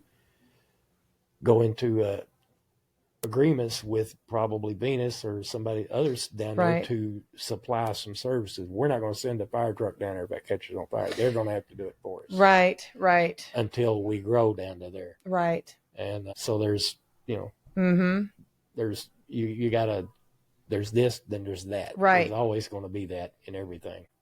But no, I think that's a good point. Like, if people the property tax, nobody really understands how that works. That's, as a citizen, that's one thing that they should know how that works. Tom Hart used to have a graphic that he would use. We would pick the median house price, which is probably now, I would say the median house, that's your realtor. What do you think, 250? I think it was like 320. In the median. And do the 0.066 cent tax deal and come up with what that cost was, and then pick something. It usually was something like basic cable with HBO was about the same cost as your taxes were. That's interesting. And for that, you get running water. You pay for it, but you get running water. Sure. You have the access to it. You have a fireman that'll come put it. You'll have somebody for $9 a month come pick up your trash. Sure. When the rate goes up, I gripe and raise hell because the rate went up. Sure. I just don't like rate raising. I'm not going to come pick up your trash for $9 a month. I guarantee you that. Well, and that's true. Like you do have to have services, and I think Grand Prairie does do a very good job of providing services. And it's for a pretty reasonable rate. It is. What is it? I think it's Kennedale. When we were talking because I'm part of the Arlington Board of Realtors, and one of the things that we did was we talked to people that were running for government to try to see who would be good, because we're all about property tax rights. That's what's important to us. But Kennedale wanted to keep their city very small. When I say small, I mean they didn't want to bring in a bunch of businesses. The flip side of that is you can only tax people so much to get all the services that you're going to want to get. And their big thing was they had this like bridge or something that was like obstructing fire trucks from being able to get down to certain parts of the city. But they didn't want to bring in businesses. And it's so hard because it's like, yeah, okay, you do lose a little bit. You lose a little bit of the ease to get down places. It's a little bit more trafficky, but you also offset some of the cost of living there by letting other people pay for it. It's hard, It's a tough balance. It is. And go back to Irving with all their apartments. Las Colinas is Irving's saving grace. Yes, absolutely. And did they not have all of that commercial in Las Colinas, with all that apartments they've got, they would be in really bad shape. They would be. Because you have to factor in the amount of services that they use. Yeah. I like industrial, but not just a empty warehouse is paying 15 people $14 an hour. Mm-hmm. I like industrial, like Lord Lockheed's good. Mm-hmm. Because when you're bringing in there's a lot of good industrial like that up in the Great Southwest area. Yes. That are actually manufacturing places where the pay is pretty good. They don't hardly use any city services at all.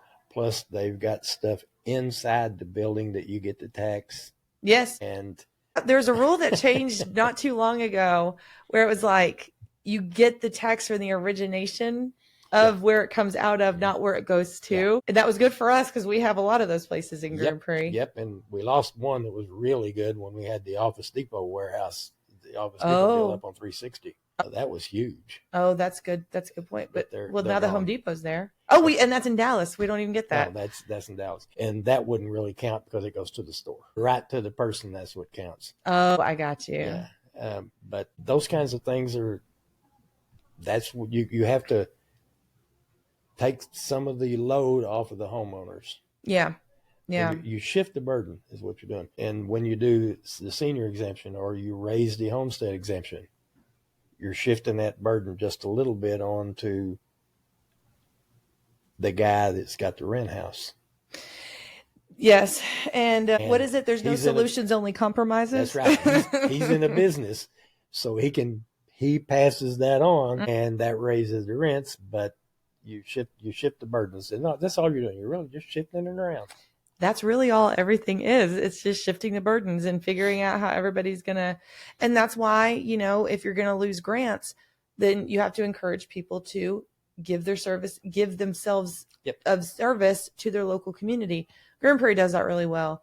But like, if you're gonna lose grant money, then you're gonna have to show up for the nonprofits that you really find are important and donate directly, or, you know, so it's all a negotiation game. That's all it is. It is. And that's one good thing about the newer stuff that's got built, let's say from the early 90s on. The residential started requiring HOAs and public improvement districts. That helped take some of the load off of the city. Now, it's a tax for those folks that live there. It is. But the good thing about that one is you know about that going in. You do. When you go to buy a house, you should. Yeah, that's part of the thing we have to disclose. Public improvement districts is like if you're going to build, I don't know, like a Westchester, for example, there's going to be part of that money that they put their own infrastructure into the area. And they do their own beautification. They do their own beautification. Say out exterior fencing. Yes, yes. And so Westchester's interesting because there's like 10 HOAs in Westchester, and they're all, it just depends on when they were built. And but they're basically all in the same PID. Yes, they are. So when you buy a house over there, that's part of the thing, is that you have to know it's not expensive. It's not really that bad, but if you have a bunch of houses, it makes a huge difference. And you can tell that they spend their money on that because when you drive through Westchester, it's really pretty. And, you know, I was shocked that some neighborhoods came themselves to the council saying, can we make a PID? Can you make a PID after the fact? Can you? Yep. Trying to think of a couple of examples. I know where they're at, but I don't know the name of the developments anymore. But there's a one off of Carrier that's got about 65 houses in it. That came in and asked for there to be a PID. So the homeowners themselves asked for that. 51% of the homeowners can come in and ask for it. It has to be the homeowner. Interesting. And they can come in and ask to create a PID. And that's not an HOA. No, it's not HOA. That's a PID. It's that a way PID. they've got money to gussy up things, or say the developer built an exterior fence that's fallen down. The PID can come back. They can ask to create a PID so they can come back in and fix that. You're making my gears work. That's interesting. I'd like to look into that. Yeah, there's been, when I was on the council previously, we did 2 or 3 of them. I'm going, you guys know you're taxing yourselves. Yeah, we know. But so how does that work? Like they tax themselves and then they get a payment from the city every? Yeah. Okay. Yep. They have to run their budget through their board. Then their board sends the budget to the council. The council rubber stamps it 99.9% of the time, and they get the tax money back from the city. What is the difference? Like, what would be the advantage to that over an HOA? Is it just they can't control as much? Well, an HOA could do that, but a PID can do it without the oversight of an HOA. Yeah. Well, you have a PID board like Westchester. They can conglomerate all those HOAs into one big PID and do more with it.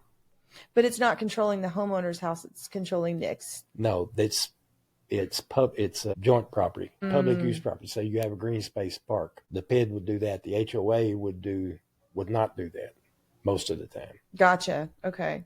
An HOA controls more of like, can't paint your garage that color. You can't do your shrubs this way. Well, and some HOAs tried to do, like a community center and things like that. A lot of times that got political. So if a PID's doing it, it's better. That's interesting. I didn't know that you could do it after the fact. Yes, you can come back if you have a geographic boundary and it's a common boundary of some kind. You don't gerrymander it like they do political districts. Yeah, that's true. And 51% of those people. Interesting. I think it's 51. Don't quote me on that. It may be a super majority of them, but it has to be the property owners. So when they do new developments now, the developer runs the PID until he sells up enough. That's what I assumed happened all the time. Yeah. I assumed it had to be a part of the development, but that's not true. It's not true. I should know that because I feel like that's part of my job. One of them's Hunter's Glen or something like that. Glen, oh yeah, I know that one. They created the PID after the fact. Oh, okay. That's so interesting. High Hawk is another one. Okay. They created a PID after the fact. What about on Carrier, like all those exterior fences? You know what I'm talking about. That was done by the city with grant money. With grant money.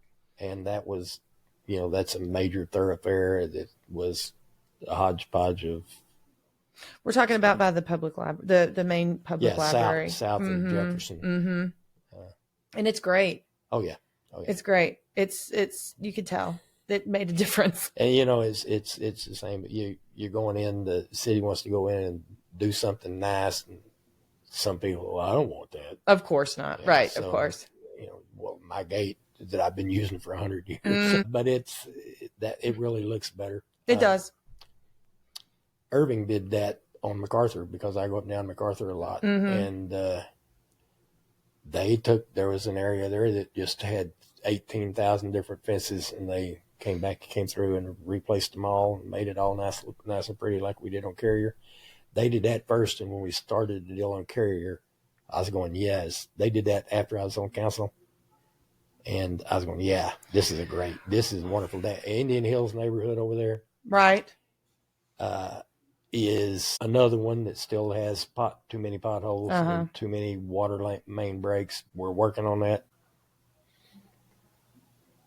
That's even more predominantly Hispanic than where I live, and there are a few people over there that are getting to where they understand that, hey, we can go talk to the city. Yes. A lot of the time, folks were, okay, this is where I live, and I just have to live with it. I think that's such a good point. I'm so glad you brought that up because Grand Prairie is a very diverse city. Yes. It's very diverse, and I do think that you're right. What happens is when you have the language barrier, like what you're talking about, you also have less people that are running for council and school board because you don't have as many that know how to that they can't communicate. That is definitely an issue, and that I think that's just such a good point. Is you're a homeowner too. Come Absolutely. And talk to us. Like you have these abilities to do that. Absolutely. That's such a good Absolutely. point. And it's getting a lot better. And I hate to say this, but sometimes the squeaky wheel does get the grease. Yes, that is true. That is true. And it doesn't need to be that way. It should be different. But when you have so much that needs to be done and only X number of dollars to do it with, the wheels that are squeaking are the ones that sometimes get old first. Well, and I think that a lot of people also have this idea that y'all are literally living on your phone 24 hours a day and people are calling you off the hook. And that's really not always the case. Sometimes you might not even know there's a problem. Nobody's told you or said anything to you about it. If it's geographic, my district is geographically so big, I can't go drive down every street once a year, twice. Right. I have to depend on people to tell me what's going on. The same thing, I'm glad we're talking about that. The same thing is in play with police and code. Oh, yes.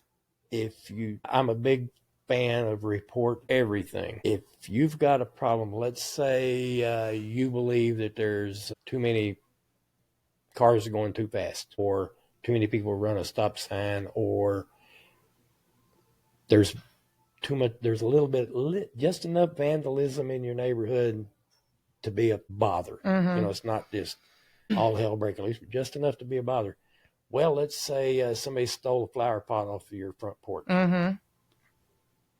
Maybe they stole Amazon delivery off another guy's. Okay, you didn't know he did. It happened to him. And another guy down the road had a knife poked in his tire or something. He didn't know it happened to you. If everybody would report that, just call the police department, fill out a report. You're 99% of the time, you're not going to see a policeman come talk to you. fill out the report, because the chief and his deputy chiefs take those reports, and that's how they figure out where the hot spots are. Right. If right. you don't don't turn it in, they don't know. How the heck do you expect them to know that there's somebody going around your neighborhood vandalizing it? They don't know. They just need to get on Nextdoor. Well, if you report it, they've got it in their computer system, and they will take care of those kinds of things. And the same thing with code. If you've got problems in your neighborhood, I don't want to turn my neighbor in unless I've been over there and talked to him and say, hey, man, you need to clean this crap up. Right. And he gives me the finger, and, then I might turn him in. But it's good about, I mean, to your point about the red lights and all those things, like that's good, because, you don't, I mean, right there on Great Southwest, right when you come out of my neighborhood, that is a red light running area. But I don't ever tell, I mean, I complain about it, but I don't tell people that should know. And it's like, I honk because I want them to know. Yeah. Like, you just ran a red light, but you just kind of, what happens is people start to accommodate their behavior to what they see. So it's like, well, I just know that I can't go right away when it turns green. I have to wait for a second. But it definitely, you got to have, the right people need to know that the problem exists. That's it. Yes. If they don't know, they can't do anything about it. That's right. I get calls, not a whole lot, but every now and then, they've been stealing my Amazon for the last 2 months. I didn't know. A month and a half ago, you should have told me. Right. Well, if you get on the Ring app, then you know how many dogs we have wandering around. Well, if you do that, yeah. Yeah, our doorbell goes off all the time. All the time. I know. And it's like, oh, someone at my front door again. Nope, just kidding. Although my dogs did figure out, my dog and then our next door neighbor dog, that they're friends, and she comes over to visit all the time. They figured out how to open up the gate in the backyard. They're like, oh, if I will just scoot my snout up. So I went to the store or something, and my daughter was home, and I said, the dogs are in the front because the ring went off, and they're just out there having themselves a little party. So it does come in handy occasionally, but then every once in a while it'll catch like a car that drives by, and I'm like, oh my gosh, how many notices do I need? But Ring is good though. My wind chimes will do it sometimes. My flag is right there, and it never catches my flag. Thank goodness. Maybe the AI overlords know that it's not like a problem or something. I don't know. I'm glad that I have it, especially when you have kids. But then I never realized that Ring came with the community group. So like Nextdoor has the community group, and of course then it's just everybody that's retired that sits at home and is like, do y'all recognize that car? I don't recognize that. That car wasn't there yesterday. With the Ring, there's another dog out. There's another dog out. And so, and everybody's just trying to help make sure that if your dog's out, And you brought up something, our PD actually does monitor Facebook and Nextdoor. Well, if people are posting it themselves, it's a resource. Absolutely. I mean, it's not like they're going into private people's information, but it's like if they start to see the same things over and over again, they look for trends. Yeah, for sure. I know if Avion people are listening to me, right there along that little Beltline road, we call it the headstone corner, where it's those concrete blocks. Yes. So we need to figure out how to get our fence around there. Like whatever we needed to do, whatever they did on Carrier, we need to do right there. So I need to figure out the process, write a grant or something, whatever I need to do. It's y'all's property. That's what I'm saying. So I'm like, we need to figure out how to get that going. Historic neighborhood. I know. There's your your trick right there. I know it. And that's what started me looking. Well, that's not true. I tried to kind of look into the grant thing in a previous, but I started doing it here, and I'm like, there's so much to it. And it is a full-time job. It is a full-time job. But you're right. I mean, we don't take advantage of that enough, for sure. But yeah, and Grand Prairie is just chock full of historic places like that. Thank goodness for Bonnie. I mean, and just the Grand Prairie Historical Organization, which I don't know a lot of people even know that we have. It's such a cool place, and they're very passionate about it. And I'm in a position where, like, doing estate sales, I do come across things that I get to donate, and it's very cool that we have people. I mean, literally someone will come from the historical organization. I think his name is John. He'll come by and he's like, do you have anything that could be of interest to the museum? He'll buy it. But most of the time, homeowners want to donate it. But we have a local, museum. Not a lot of cities have that. No, that was an old veterans building that they kind of dissipated when we built the new building over there. And that building sat empty for a while, and the historical aid organization came to city council and said, hey, you got this empty building. Can we use it? That's a great idea. That was just, one day I'd like to see that get more in cahoots with the library system and maybe be a part of the library.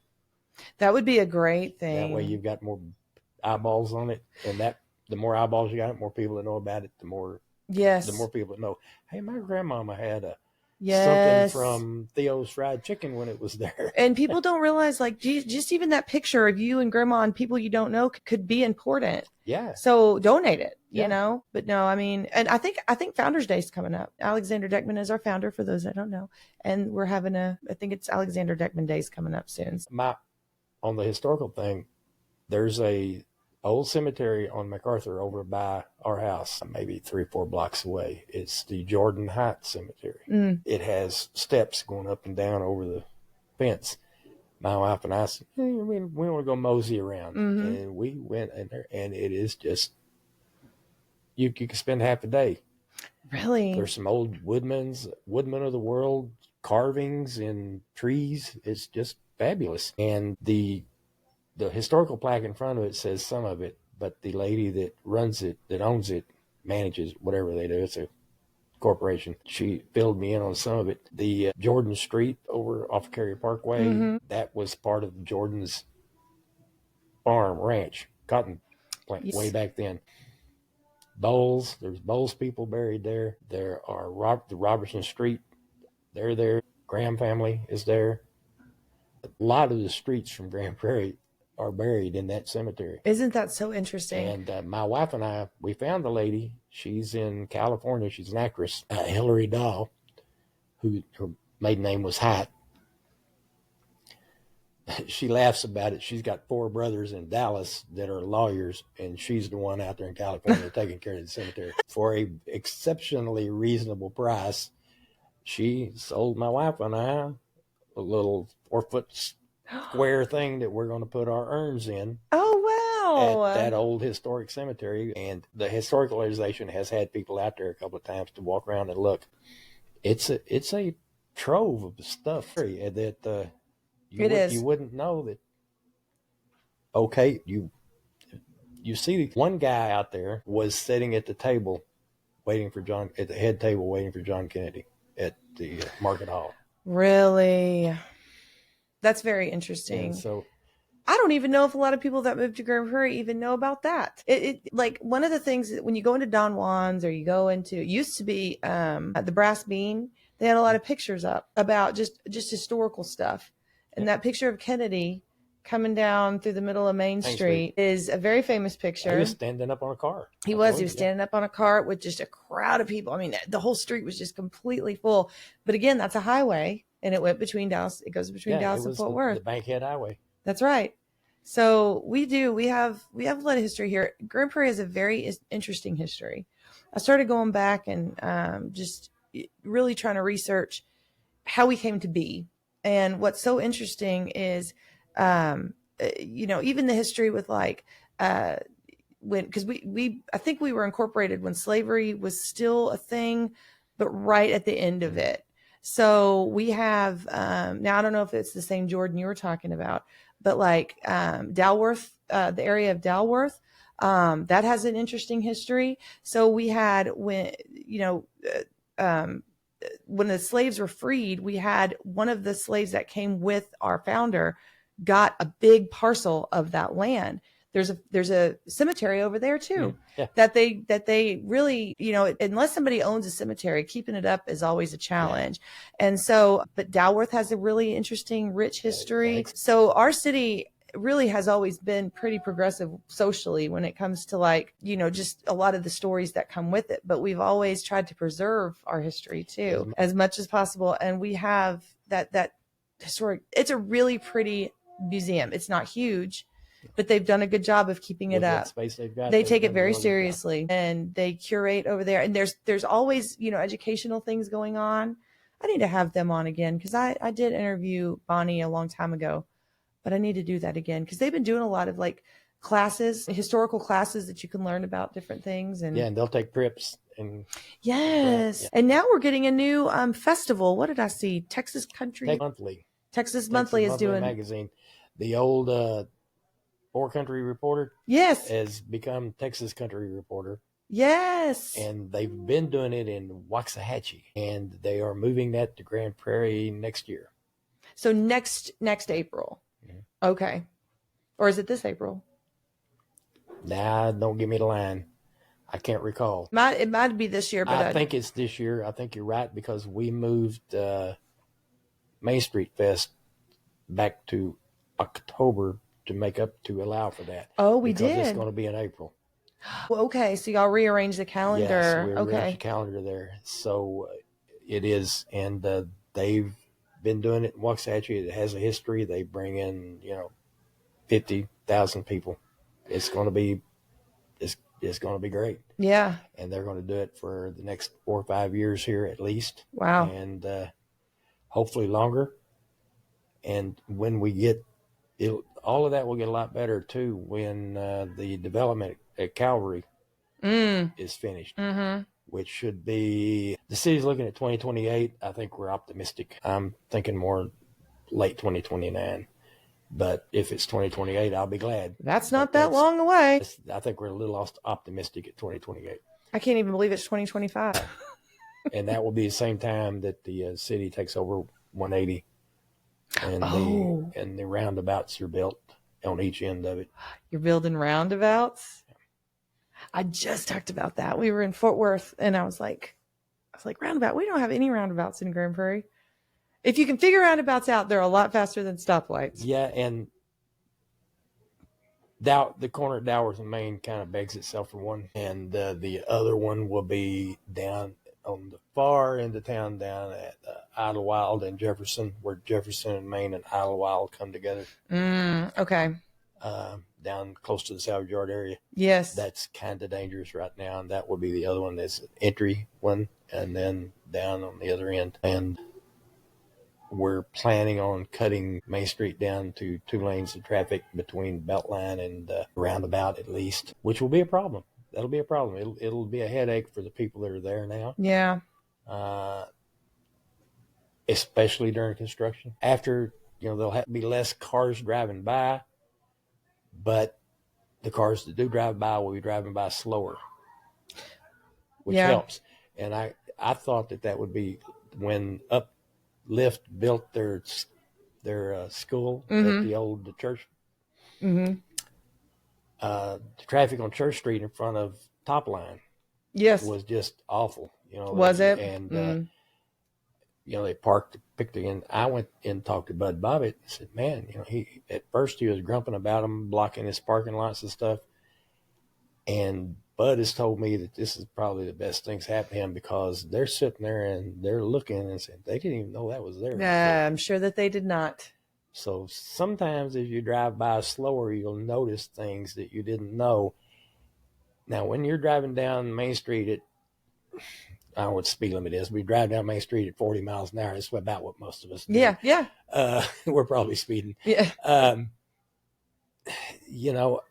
don't see what's there. No. And I go to Roma's, I go to Don Juan's, I go to Firehouse, but that's a destination.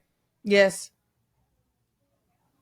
I might see more destinations. I may not stop the first time I drive by, but then if I drive by at 40 and I don't see it, I don't know it's there.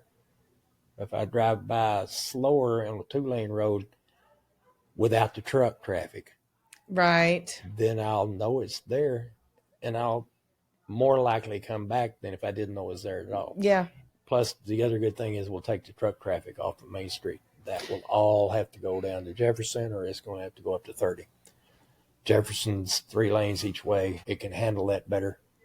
Oh, yeah, I guess it is. And it has less red lights. Mm-hmm. I drive to work from my house over off of Martin Luther King and Jefferson. I don't drive down Main. I get on Jefferson as quick as I can because there's less red lights. Always. I don't drive down Main Street unless I really have to, which is not good. So that one, and plus getting bodies, some apartments at Calvary, looking between 300 and 400 units, 1.5 people per unit. You got 600-700 people that can walk to something. Yes. That's a big thing. We went to some concert. I don't know. It was some cover band or whatever over at the theater.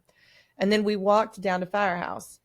And I was like, I don't even know the last time I walked. And of course, we were the only ones that were walking. It was like, I don't know, 9:00 at night. And, but I would love to see that more because that's a whole thing with Grapevine. It is packed some days. You can't even walk down there some days. But again, you just got to make it to where it's pedestrian friendly. And then maybe the empty buildings, and I know the one you're talking about. Yeah. We all know the one I'm talking about. And I wish that somebody that cared owned it. Yes. But maybe they'll sell it someday. But then maybe those will fill up. That's a perfect place like you could put. I don't drink. We'll start with that. But a wine bar. Wine bar, a soda fountain, an old-fashioned soda fountain. Like the old Big State up in Irving. Something like that, and you'd walk out of the uptown and go do something. That's right. Rather than walk out of the uptown and cross the street, get in your car and go home. Exactly. When we do something at the uptown, we'll probably go to Roma's. Mm-hmm.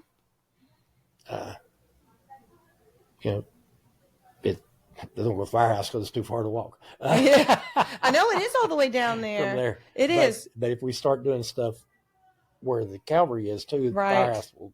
But during the construction, it's going to be a big giant PITA. Yeah. It's going to be a problem, and we'll just have to try to help people get through it. Yeah. We can maybe incentivize it somehow to say, stay here. It's going to get better. A light at the end of the tunnel. Everybody needs it to be a successful place. It's necessary. And I think people want to see it be successful. But it is, I don't know. I'm not a civil engineer. I don't know how they're going to design it. But if I get some input on the design, if it's down to 2 lanes, maybe bring back the head-end parking. Head-end parking. Where you can, like it used to be. Now, the problem with it before was you can't back out because you're backing out on the 4-lane road. Right. 2 lanes, you've got some space there to use to back out. Sure. And you can get more cars in there. You can have some parking closer to where you're at. Sure. I don't know. We'll have to see how civil engineers come up with that. And if they want to listen to an old man say, hey, at least some head-in parking so you can get some close-in parking to places so people like me that hobble right. Well, can get there easier. And with kids. Yeah. You don't have to run across the street. Oh, that'll be a good thing too. When we take that back, we put a red light there at 2nd Street. That's good. That is good. Well, I'm glad that you're in my district and you understand the importance of that area and that you're there to advocate for us. So thanks for coming and talking to me. If I fail, kick me. Well, I'll just have you on and I'll just bring on callers. No, I'm just kidding. I like people to know my phone number. When I campaigned, I put my phone number on everything and email. You can always email the city and they get it right to us. They just tell them you want to send it to District 5 or District 6 or whichever one, and it'll come right to us within an hour. You want me to put it on the description of the video? So people put the email know? Address. Yeah. I'll put the email address for sure. Absolutely. All right. And I like to be accessible. Here's what I like to say about me is I punch a time clock like 90% of my district does every day. I still work 45 hours a week, and most of the people are working 50, 60 hours a week now because they got to be able to afford the house. Right. But we got to take care of each other. That's right. And we're kind of the common people, I think that city councils need people like Ron that have a big worldview. They're up looking at the whole forest, and it also needs people like me that see the trees. That's right.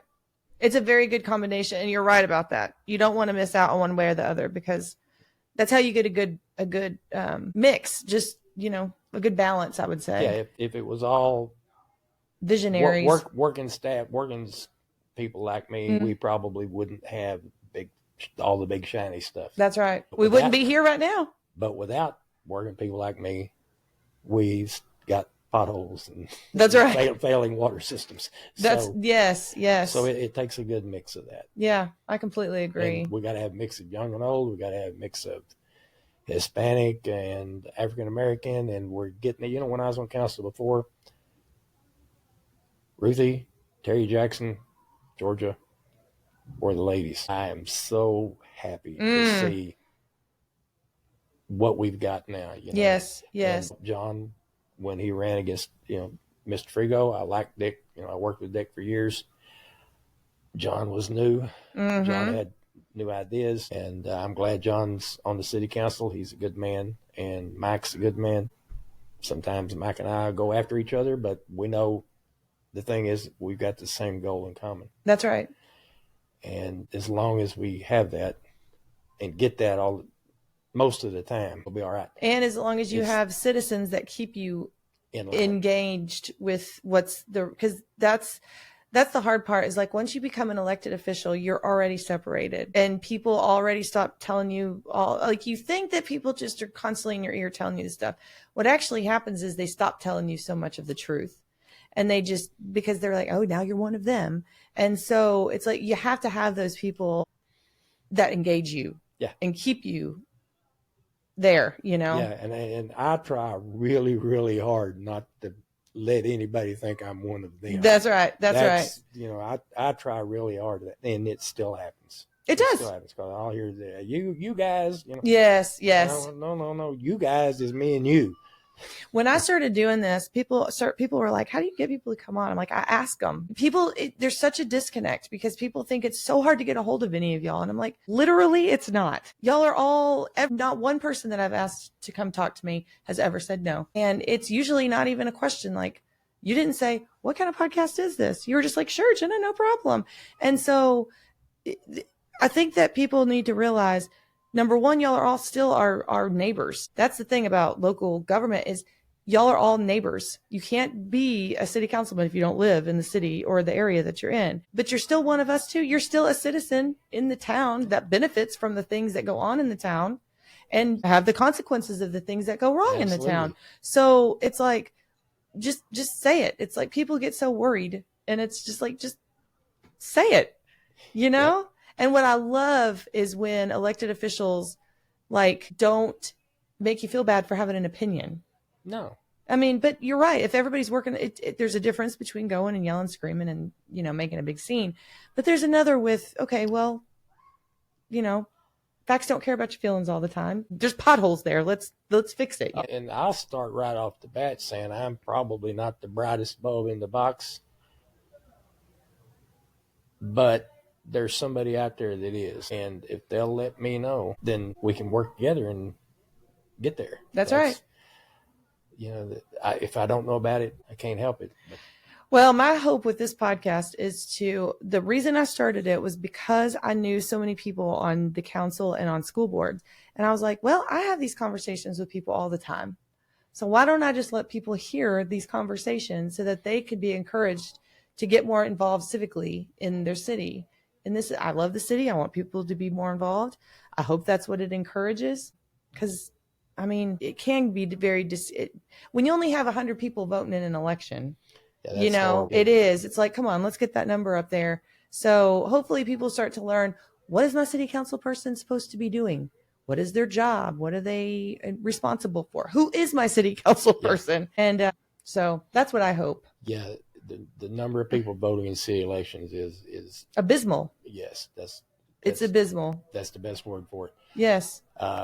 This last time I ran, a little bit embarrassing, if I'm being honest. This last time I ran, there were in my district like 500. That's pitiful.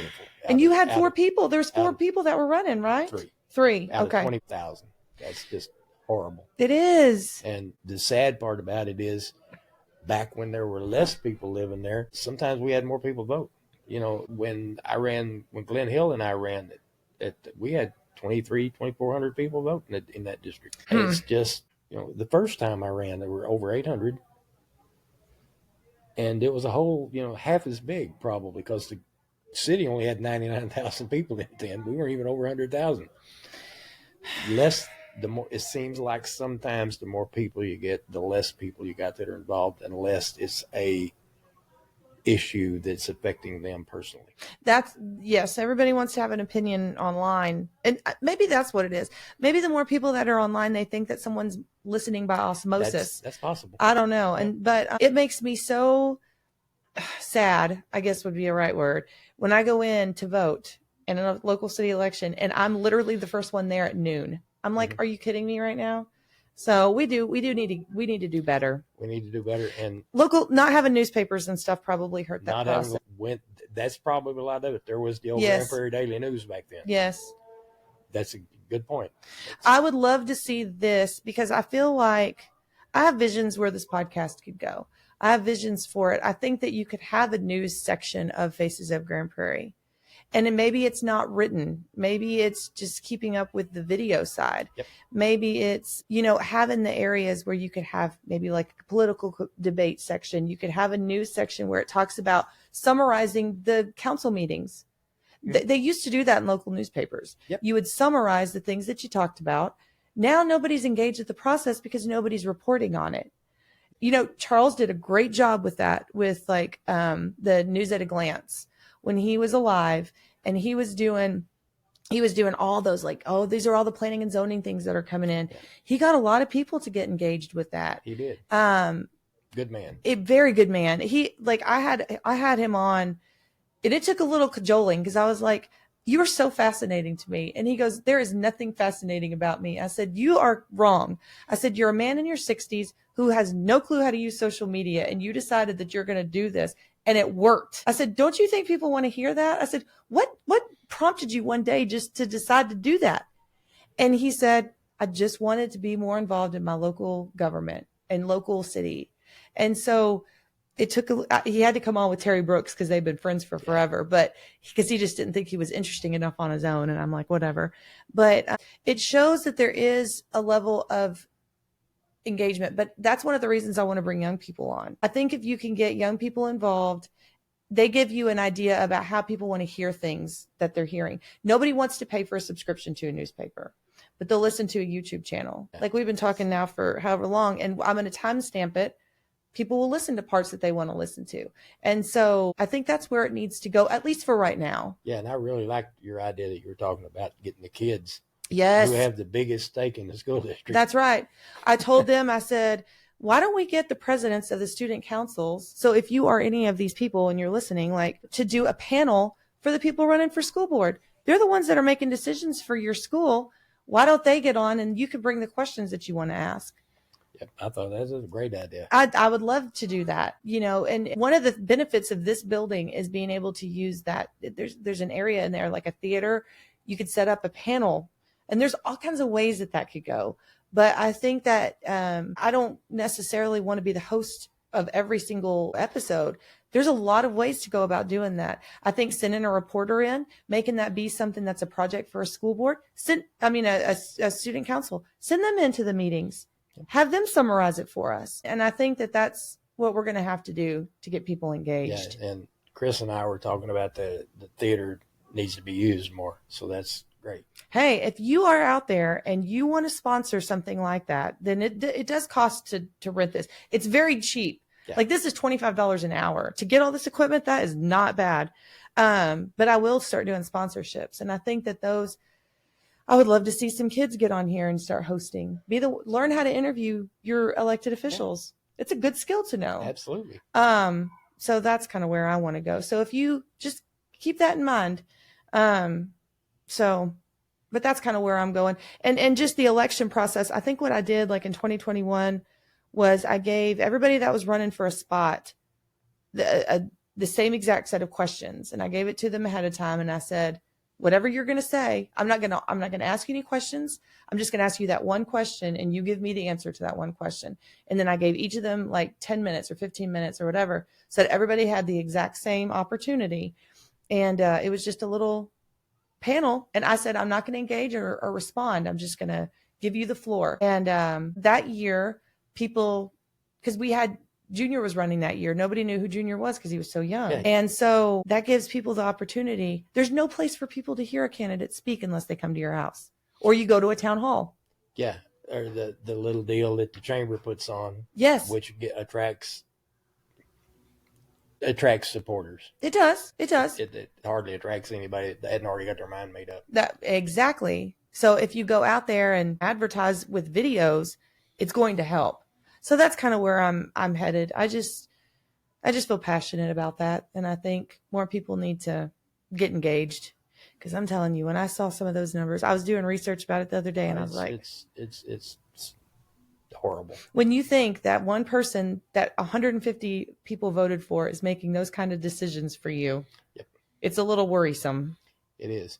And we're not the only city in that boat. No, absolutely not. You go next door to our suburb to the east. They've got a couple of districts over there that, I don't know, they're 14 in the million, so they got 80,000 people in them that may have 1,500 people vote too. It's really sad. Then of course they've got other districts that probably have 15,000 people vote. That's true. They're more engaged. Yep. Well, hopefully we do something about that. Yep, we just got to engage them. That's right. And I'm not going to do what the council people call town hall meetings, where we bring in half of the city staff and they all speak about their one department questions. I'm probably maybe do one or two of those throughout the 3 years, maybe one on the east side and one on the west side. The other opportunities I have will be more national night out, issue oriented. If there's something new coming, and we'll focus it more there. I don't think that's a great use of city staff to bring them all out there just to talk about. If an area has some issues, we'll address those issues and maybe just do an overview of everything else. We had an issue of a big zoning case, and my wife and I used some extra campaign funds that I had left over and got some bandit signs printed up, and my wife and I went up to Office Depot and copied a bunch of handouts, and we handed out 350 of them in that area where that was happening. And David Grass gave us his church to use for free, and I was shocked at how many people showed up at that. A lot? We had 58 people there. Is that a lot? That's huge. Wow. We handed out maybe 300, so we got that's a good percentage. 1 out of 6. That's amazing. Because people cared about that one issue that was going on in the neighborhood. Right. And I think that's a whole lot better use of things than dragging the city manager and all the city staff out to all of them tell you how great they are. And it doesn't give you a chance to really. The whole point of those is to get to know your elected officials a little bit better. So. Well, it's so nice to talk to you. Yep. I'm so glad you came on, and we'll talk again. I'm glad of course. I met you. Yes, me too. I'm glad you came to my door. I knocked on your door. Yeah, that's right. When you were getting your gas line. That's right. Oh my gosh, that's right. Yes, I am too. Well, and that's done. And it's done. And I got my grass back. And it's safer now. Well, except for the backyard where my puppy has torn everything up. But that'll be fixed in the spring. So we're all set. You just let the puppy keep turning it up. That's right. That's right. That's right. Well, thank you. All right, I'm going to go over there and turn this off. We talked longer than I thought we would. I hope you didn't have anywhere to be. Oh, my wife's making bacon and egg sandwiches. Oh, that's good. Oh, gosh. Nothing better than that. Breakfast for dinner. I love breakfast for dinner.